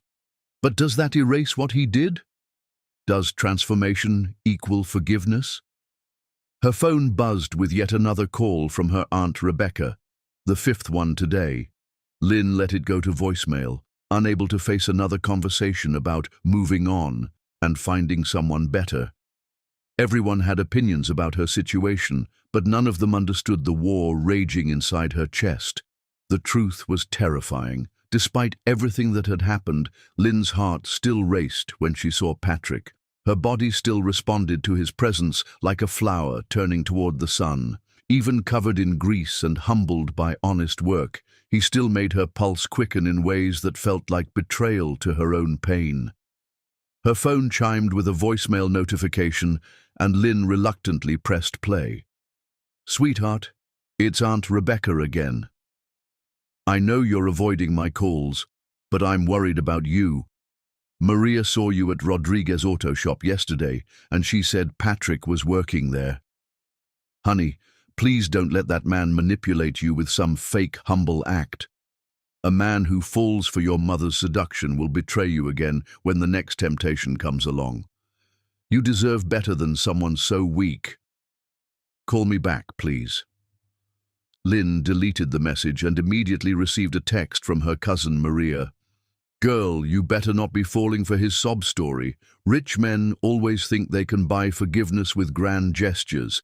He's probably laughing with his friends about how gullible you are." But the Patrick she had seen at the garage didn't look like someone who was laughing about anything. He looked like someone who was dying slowly from the inside out, using work and charity to distract himself from unbearable guilt. Lynn's internal struggle was interrupted by a knock at her door. She opened it to find Jasmine holding 2 cups of coffee and wearing an expression of deep concern. "You look terrible," Jasmine said bluntly, pushing past Lynn into the apartment. "When's the last time you ate something that wasn't delivered?" "I'm fine," Lynn lied, but her best friend wasn't fooled. "You're not fine. You're fighting a war with yourself, and it's destroying you." Jasmine set the coffee cups on the table beside Patrick's letters and studied Lynn with the keen eye of someone who had known her for years. "Talk to me. What's really going on in your head?" Lynn collapsed onto her couch, pulling a throw pillow against her chest like armor. "I keep thinking about what he said at the garage. About learning to be worthy of the love I gave him. What if he's really changing? What if his regret is genuine? And what if it's not?" Jasmine countered. "What if this is all an elaborate performance to win you back? Rich men are masters at manipulation, Lynn. They don't become millionaires by being honest and humble." "But you didn't see him, Jasmine." "He looked broken. Really, truly broken. Like someone who had lost everything that mattered." "He should look broken," Jasmine said firmly. "He betrayed you with your own mother. He deserves to suffer for what he did." Lynn stood up abruptly, pacing to the window where she could see the city skyline in the distance. Somewhere out there, Patrick was probably lying awake in whatever modest place he was living now, torturing himself with memories of their destroyed love. "I dream about him every night," Lynn admitted quietly. "Not the Patrick who betrayed me, but the Patrick who used to read poetry to me in the garden. The one who remembered that I hate onions and love extra foam in my coffee. The one who cried when I told him I loved him for the first time." "Those were all lies," Jasmine said gently. "If he really loved you the way you thought, he never would have touched your mother." "But what if they weren't lies?" Lynn turned from the window, her eyes bright with tears she had been holding back for weeks. "What if he really did love me, but made one terrible mistake that he'll regret forever? What if I'm throwing away real love because I'm too proud to forgive?" Meanwhile, across the city, Patrick was experiencing his own version of hell. He sat in his tiny studio apartment, a shocking contrast to the mansion he had sold to donate more money to charity, staring at a framed photo of Lynn that he had taken during their weekend in Napa Valley. She was laughing at something he had said, her head thrown back in pure joy, her eyes sparkling with the kind of happiness that made everything else in the world fade away. "I'm sorry," he whispered to the photo, a nightly ritual that had become his only prayer. "I'm so sorry I wasn't strong enough to protect what we had." His apartment was spartanly furnished with only the essentials: a bed, a small table, a single chair, and walls covered with pictures of Lynn during their happiest moments. He had kept nothing else from his former life except the watch she had given him and the memories that tortured him every waking moment. Patrick's phone rang, and he glanced at the screen to see James's name. His former best man had been calling daily, worried about Patrick's complete transformation from successful businessman to broken laborer. "Hey, James," Patrick answered, his voice hoarse from another sleepless night. "Patrick, this has gone too far," James said without preamble. "I just drove by Rodriguez's shop and saw you under the hood of some stranger's car. You're a millionaire businessman, not a mechanic. This self-punishment needs to stop." "I'm not punishing myself," Patrick replied, walking to his single window that overlooked an alley instead of the ocean view he used to enjoy. "I'm trying to learn what it means to earn something instead of buying it." "You're having a breakdown," James insisted. "Lynn's not coming back, Patrick. She humiliated you in front of 300 people. You need to accept that and move on with your life." Patrick's grip tightened on the phone. "Move on? James, do you know what I see every time I close my eyes?" Lynn's face when she discovered the truth. The trust dying in her eyes.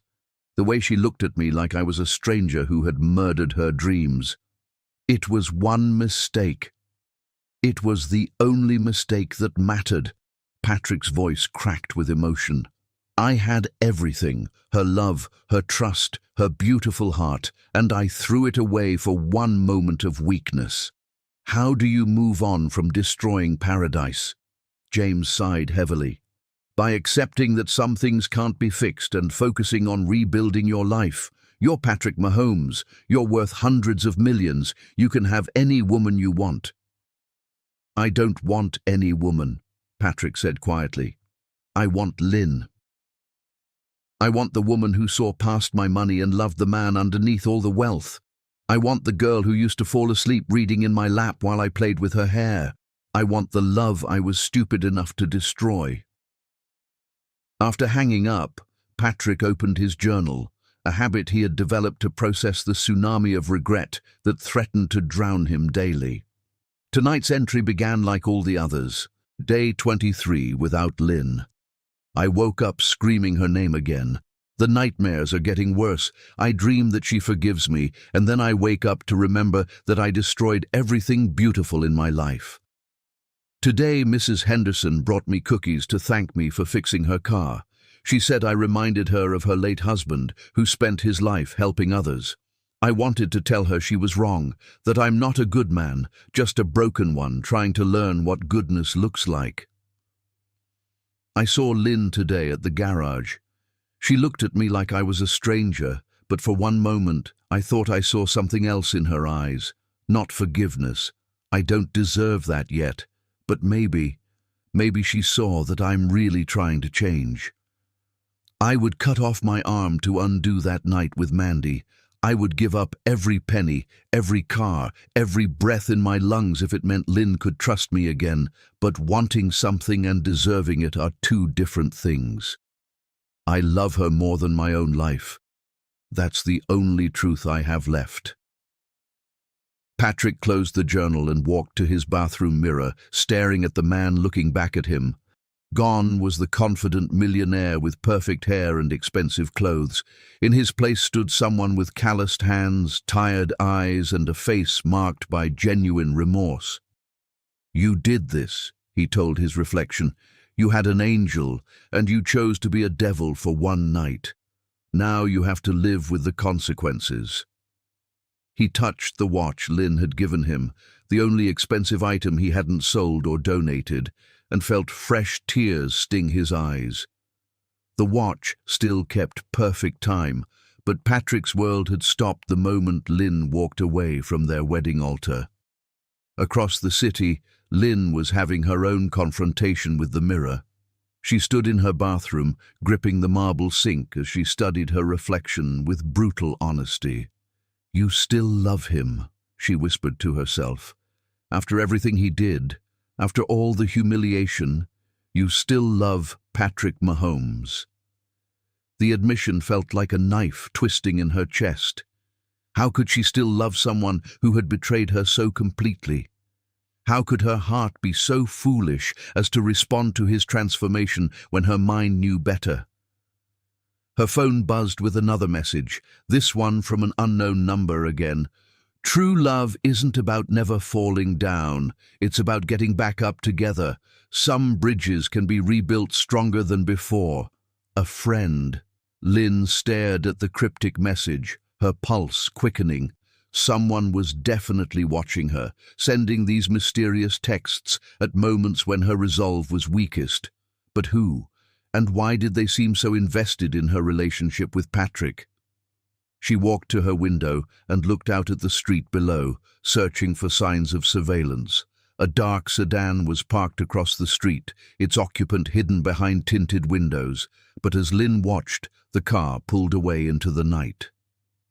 What game are you playing? Lynn whispered to the empty street.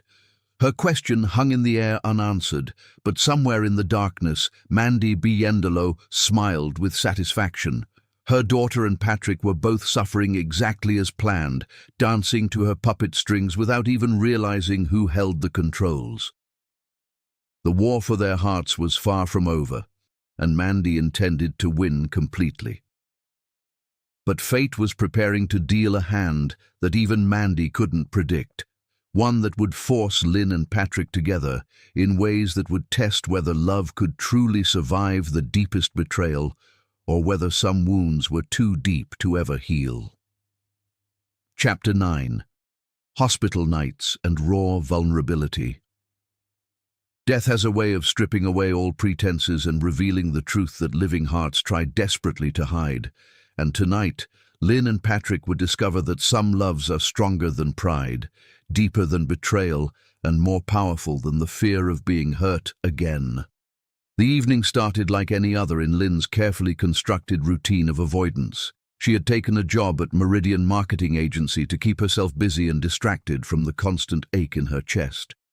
Working late had become her refuge, the only time when exhaustion could quiet the war between her heart and mind.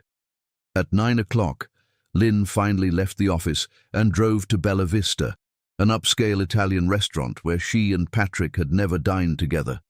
She thought it would be safe territory, free from memories and any chance of running into the man who still haunted her dreams. She was wrong. Lynn had barely been seated at a corner table when she spotted Patrick across the restaurant, dining with what appeared to be a potential client, a middle-aged man in an expensive suit who was gesturing enthusiastically while Patrick listened with professional attention. Even from a distance, Lynn could see that Patrick looked different. Gone were his tailored suits and arrogant posture. He wore a simple navy blazer and white shirt, and his entire demeanor radiated the humility she had witnessed at the auto shop. Lynn's server approached with a warm smile. "Good evening, miss. Can I start you with something to drink?" "White wine, please," Lynn replied, trying to focus on the menu instead of the man who made her pulse race from 50 feet away. "And I'd like to order the seafood risotto."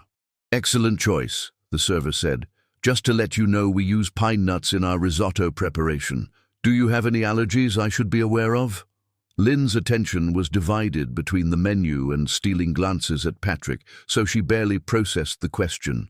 No allergies. That sounds perfect.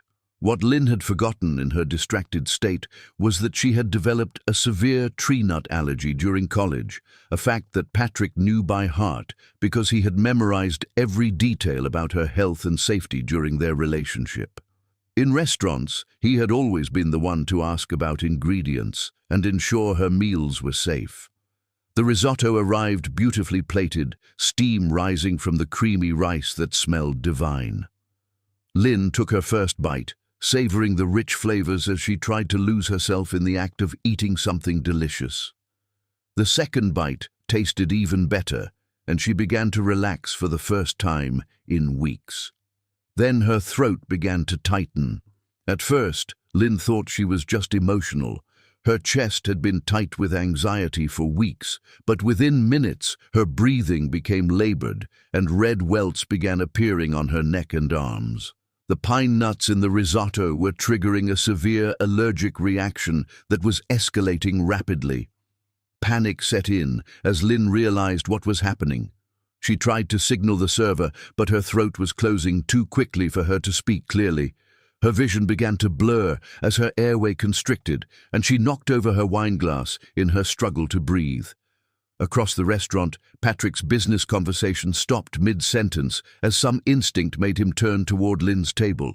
What he saw made his blood turn to ice. Lynn was clutching her throat, her face flushed red, and she was clearly in severe distress. "Call 911!" Patrick shouted as he leapt from his table, abandoning his client and racing across the restaurant with his heart pounding in absolute terror. "She's having an allergic reaction." He reached Lynn's table just as she began to lose consciousness, her body going limp in the chair as her breathing became dangerously shallow. Without hesitation, Patrick scooped her into his arms, her head falling against his chest as he felt for her pulse with trembling fingers. "Lynn, stay with me," he whispered desperately, carrying her toward the exit as restaurant staff cleared the way. "Don't you dare leave me. I can't lose you like this."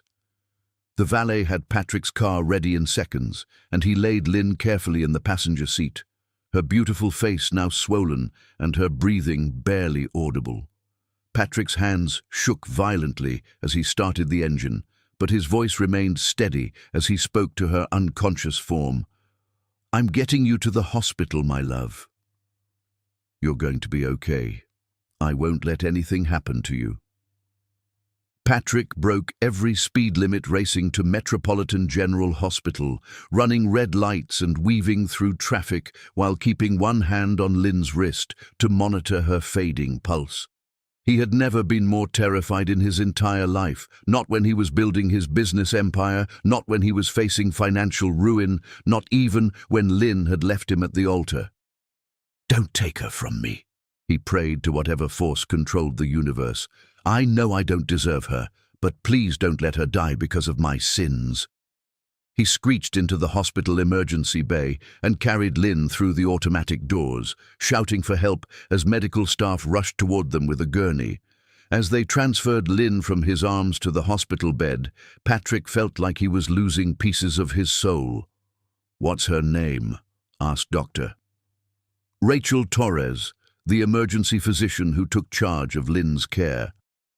"Lynn Biendolo," Patrick answered immediately. "She's allergic to tree nuts. She had seafood risotto with pine nuts about 20 minutes ago. Her pulse is weak and her breathing is severely compromised." Dr. Torres looked at Patrick with professional curiosity as nurses began administering emergency treatment. "Are you her husband?" The question hit Patrick like a physical blow. "I was supposed to be," he whispered, watching helplessly as medical professionals worked to save the woman he loved. "I was supposed to protect her from everything, including this." "Sir, we need you to step back while we work," a nurse said gently, but Patrick couldn't move. The thought of leaving Lynn's side, even for medical treatment, felt impossible. "Please," Patrick begged Dr. Torres, "let me stay with her. She's alone in this world because of mistakes I made. Don't make her wake up alone too." Something in Patrick's voice, the raw desperation of a man watching his universe collapse, made Dr. Torres nod. "You can stay, but keep out of the way." For the next 3 hours, Patrick sat in a plastic chair beside Lynn's hospital bed, holding her hand while machines monitored her vital signs. He had never felt more helpless in his life. All his wealth, all his business success, all his connections meant nothing when the woman he loved was fighting for her life. "I should have been there," Patrick whispered to Lynn's unconscious form, his thumb tracing circles on her palm the way he used to when she had nightmares. "I should have been protecting you, asking about ingredients, keeping you safe like I promised I always would." As the night wore on, Patrick's vigil became a marathon of whispered confessions and desperate promises. He told Lynn's sleeping form about every moment of regret he had experienced since the wedding, about the letters he wrote but never sent, about the sleepless nights when he walked the streets of their city just hoping to catch a glimpse of her. "I burned everything that reminded me of the man I used to be," he confessed to her still form. "I gave away the cars, the money, the mansion, everything except the watch you gave me, because it's the only piece of your love I have left. I've been working 18-hour days at the garage, learning humility from people who have nothing but still show kindness." Lynn's breathing gradually improved as the medications worked, but she remained unconscious, her face peaceful despite the trauma her body had endured. Patrick studied every detail of her features, the curve of her cheekbones, the length of her eyelashes, the small scar on her chin from a childhood accident she had told him about during one of their late-night conversations. "I memorized everything about you," he whispered, tears streaming down his face. "The way you scrunch your nose when you're thinking hard. How you always order extra foam in your coffee. The fact that you sing off-key in the shower, but it's the most beautiful sound in the world. I kept all those memories because they're the only proof I have that I was once worthy of something perfect." Dawn was breaking through the hospital windows when Lynn's eyelids finally fluttered open, Her vision was blurry, her throat felt raw, and her entire body ached. But the first thing she saw was Patrick's face, inches from hers, his eyes red-rimmed with exhaustion and tears. "You stayed," she whispered, her voice barely audible. Patrick's face crumpled with relief so intense it was almost painful to witness. "I couldn't leave you. I know I don't have the right to be here, but I couldn't leave you alone." Lynn tried to sit up, wincing as her body protested. "How long was I unconscious?" 6 hours, Patrick replied, helping her adjust her pillows with the gentleness he had always shown her. "You almost died, Lynn. Your throat closed completely. If we hadn't gotten you here when we did..." The reality of how close she had come to death hit Lynn like a wave. She could have died alone in that restaurant, and Patrick, despite everything between them, had been the one to save her life. "Why were you there?" she asked, studying his face for signs of manipulation or calculated planning. "Business dinner with a potential client," Patrick answered honestly.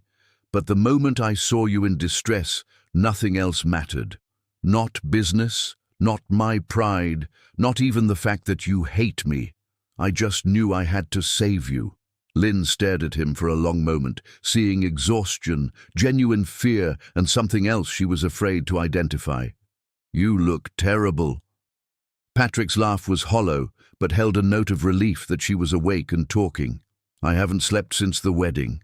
Every time I close my eyes, I see your face when you discovered the truth, and I can't bear it."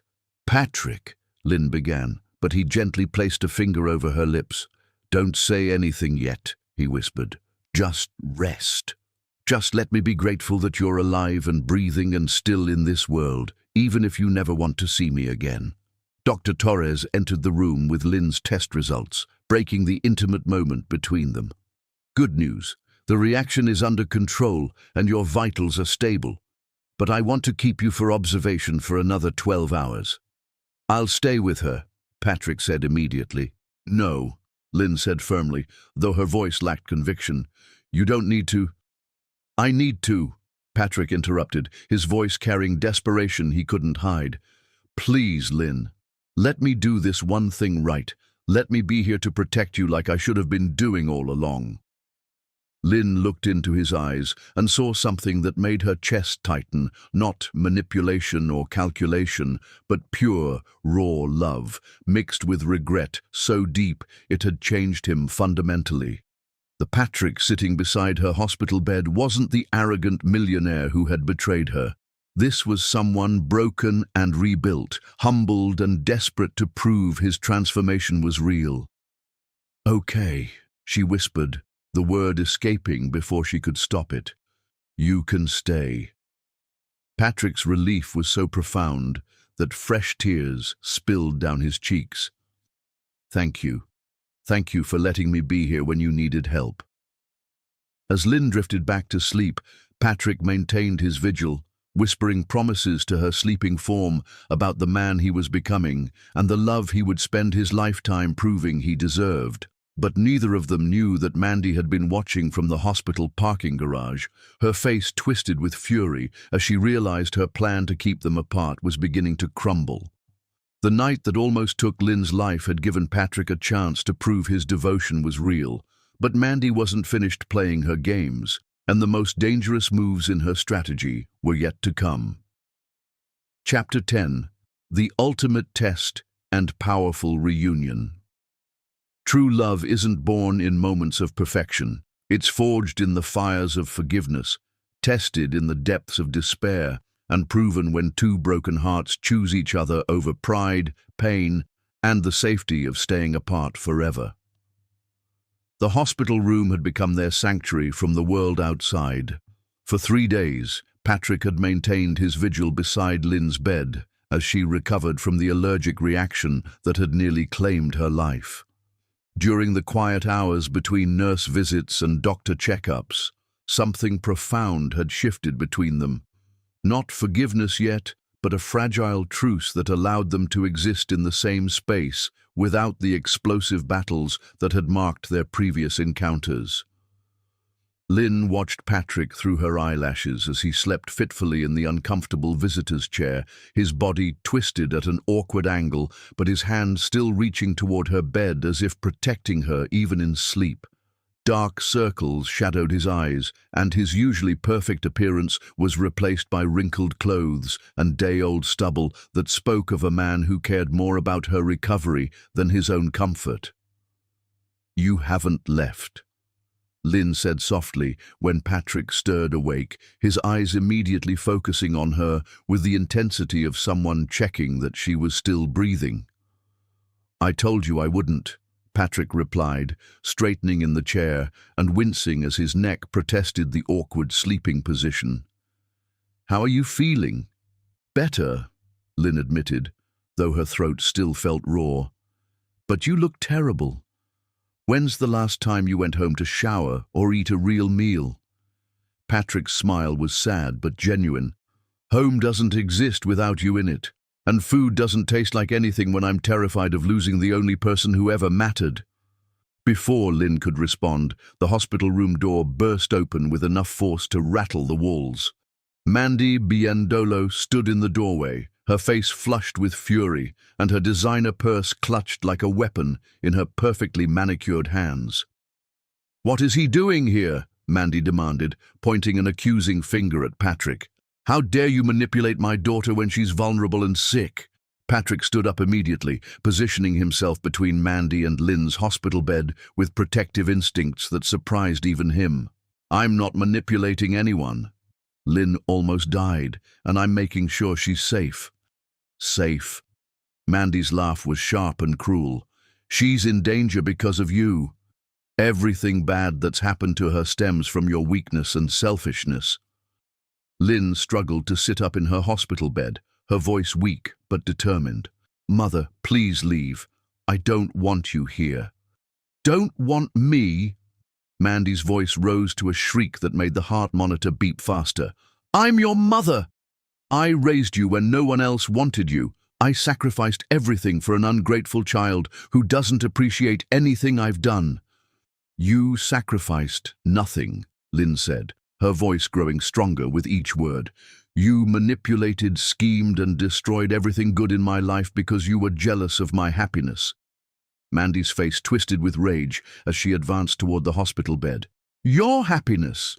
You call being engaged to a weak man who falls for the first temptation happiness.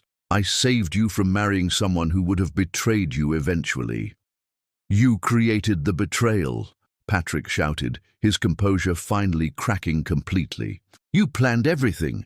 You seduced me when I was drunk and vulnerable, then orchestrated the perfect moment to destroy Lynn's wedding day." "I gave her a lesson about trusting people too easily," Mandy shot back viciously, "and clearly she hasn't learned it yet since she's letting you hover around her hospital bed like some devoted lover." Lynn's heart monitor began beeping rapidly as her stress levels spiked. The confrontation was becoming too much for her weakened system, and Patrick noticed immediately. "Get out," Patrick said to Mandy, his voice deadly quiet. "You're making her worse. Haven't you hurt her enough?" "I'll leave when I'm ready," Mandy snarled, but her words were interrupted by the arrival of Dr. Torres, who took one look at the elevated heart monitor and Lynn's distressed condition. "Everyone out except immediate family, Doctor," Torres ordered firmly. "The patient needs rest, not stress." "I'm her mother," Mandy declared triumphantly. "And he's—" Dr. Torres looked at Patrick questioningly.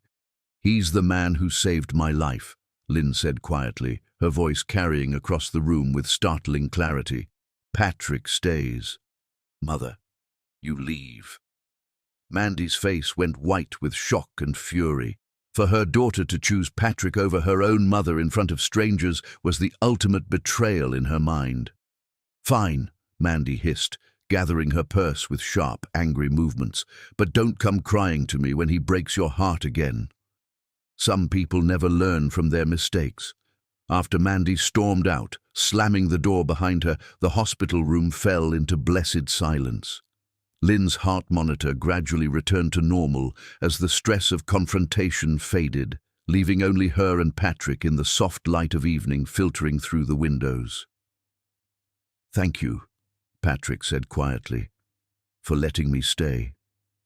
"Thank you for being here when I needed someone," Lynn replied, the words feeling strange but right on her lips. They sat in comfortable silence for a while, both processing the emotional storm that had just passed. Outside, a thunderstorm was building, and lightning began illuminating the hospital room in brief, dramatic flashes. "Patrick," Lynn said finally, her voice thoughtful, "why did you really give up everything? The money, the cars, the mansion, was it guilt or something else?" Patrick considered her question carefully, knowing that his answer might be the most important words he ever spoke. "It started as guilt," he admitted, "but it became something deeper. I realized that the man who had all those things was someone I didn't like very much. He was arrogant, entitled, and weak enough to hurt the most precious person in his life." "And now?" Lynn asked, studying his face in the dim light. "Now I'm trying to become someone worthy of the love you gave me," Patrick said, his voice breaking slightly. "Not to win you back. I know I don't deserve that chance.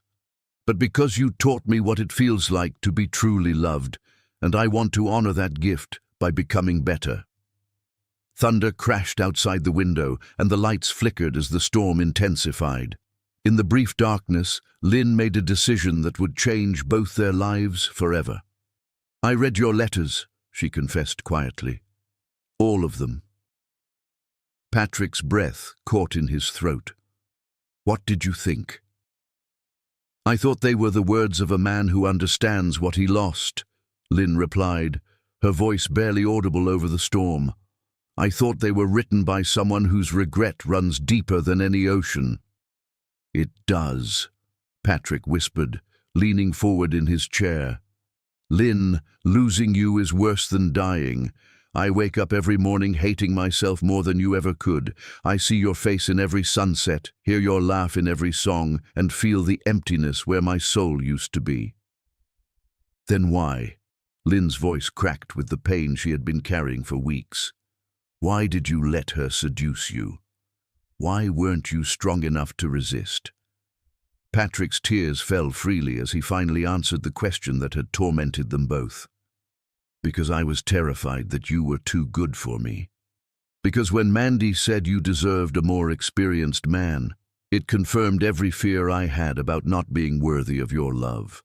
I was drunk, insecure, and stupidly grateful that someone was telling me I was good enough for something, even if it was wrong. So you proved her right by being exactly as weak as she said you were," Lynn said, but her voice held understanding instead of accusation.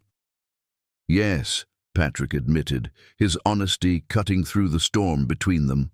"I proved that I was everything she said, weak, unworthy, and too broken to protect the most precious thing in my life. But Lynn, that weakness taught me what strength really means. It means choosing love over fear, trust over suspicion, and you over everything else in this world." The storm outside reached its peak, and the hospital's power flickered before going out completely. Emergency lighting cast long shadows across the room as Lynn and Patrick sat in the semi-darkness, finally able to see each other clearly, without the harsh fluorescent lights that had hidden nothing. "I still love you," Lynn whispered, the confession torn from her heart like a physical wound. "I hate that I love you. I hate that seeing you work with your hands and help strangers makes my heart race. I hate that watching you suffer makes me want to comfort you." Patrick's entire body went still as he processed her words. "What are you saying?" "I'm saying that love is apparently stronger than betrayal," Lynn said, tears streaming down her face. "I'm saying that watching you transform from the arrogant man who hurt me into someone humble and broken and real has changed something inside me. I'm saying that I forgive you. Not because you deserve it, but because holding on to this pain is killing both of us." Patrick fell to his knees beside her hospital bed, his hands trembling as he reached for hers. "Lynn, do you mean it? Can you really forgive someone who destroyed paradise?" "I mean that our love was strong enough to survive your mother's manipulation and my mother's cruelty," Lynn said, squeezing his hands with strength that belied her recent trauma. "I mean that the man kneeling beside this bed isn't the same man who betrayed me. You've suffered, you've changed, you've learned what real love requires. I'll spend every day proving I'm worthy of this second chance," Patrick promised, bringing her hands to his lips and kissing them with reverence. "Our love will be stronger because we've walked through fire together and chosen each other on the other side." "No grand gestures," Lynn said firmly, though her eyes sparkled with tears of joy. "No expensive gifts or lavish surprises, just honesty, humility, and the promise that you'll never let anyone, including my mother, come between us again." "I promise," Patrick whispered, his voice thick with emotion. "Just us, building something real from the ashes of what we lost." As the storm passed and moonlight began filtering through the hospital windows, Lynn and Patrick held each other for the first time since their world had exploded. Their embrace was careful, tender, and filled with the knowledge that their love had survived the ultimate test. Their love story, born from betrayal and nearly destroyed by manipulation, had emerged stronger on the other side of their darkest night. They had learned that true love isn't about perfection. It's about choosing each other despite the scars, forgiving the unforgivable, and building something beautiful from the wreckage of broken trust. In the parking garage below, Mandy sat in her car with tears of rage streaming down her face as she watched the hospital room where her daughter and Patrick were rebuilding what she had tried so hard to destroy. Her plan had failed completely, but as she drove away into the night, Mandy couldn't know that her cruelty had actually created something more powerful than what existed before. A love tested by fire, proven by suffering, and strengthened by the choice to forgive when forgiveness seemed impossible. Patrick and Lynn's second beginning would be built on truth instead of illusion, humility instead of arrogance, and a love deep enough to survive anything the world could throw at them.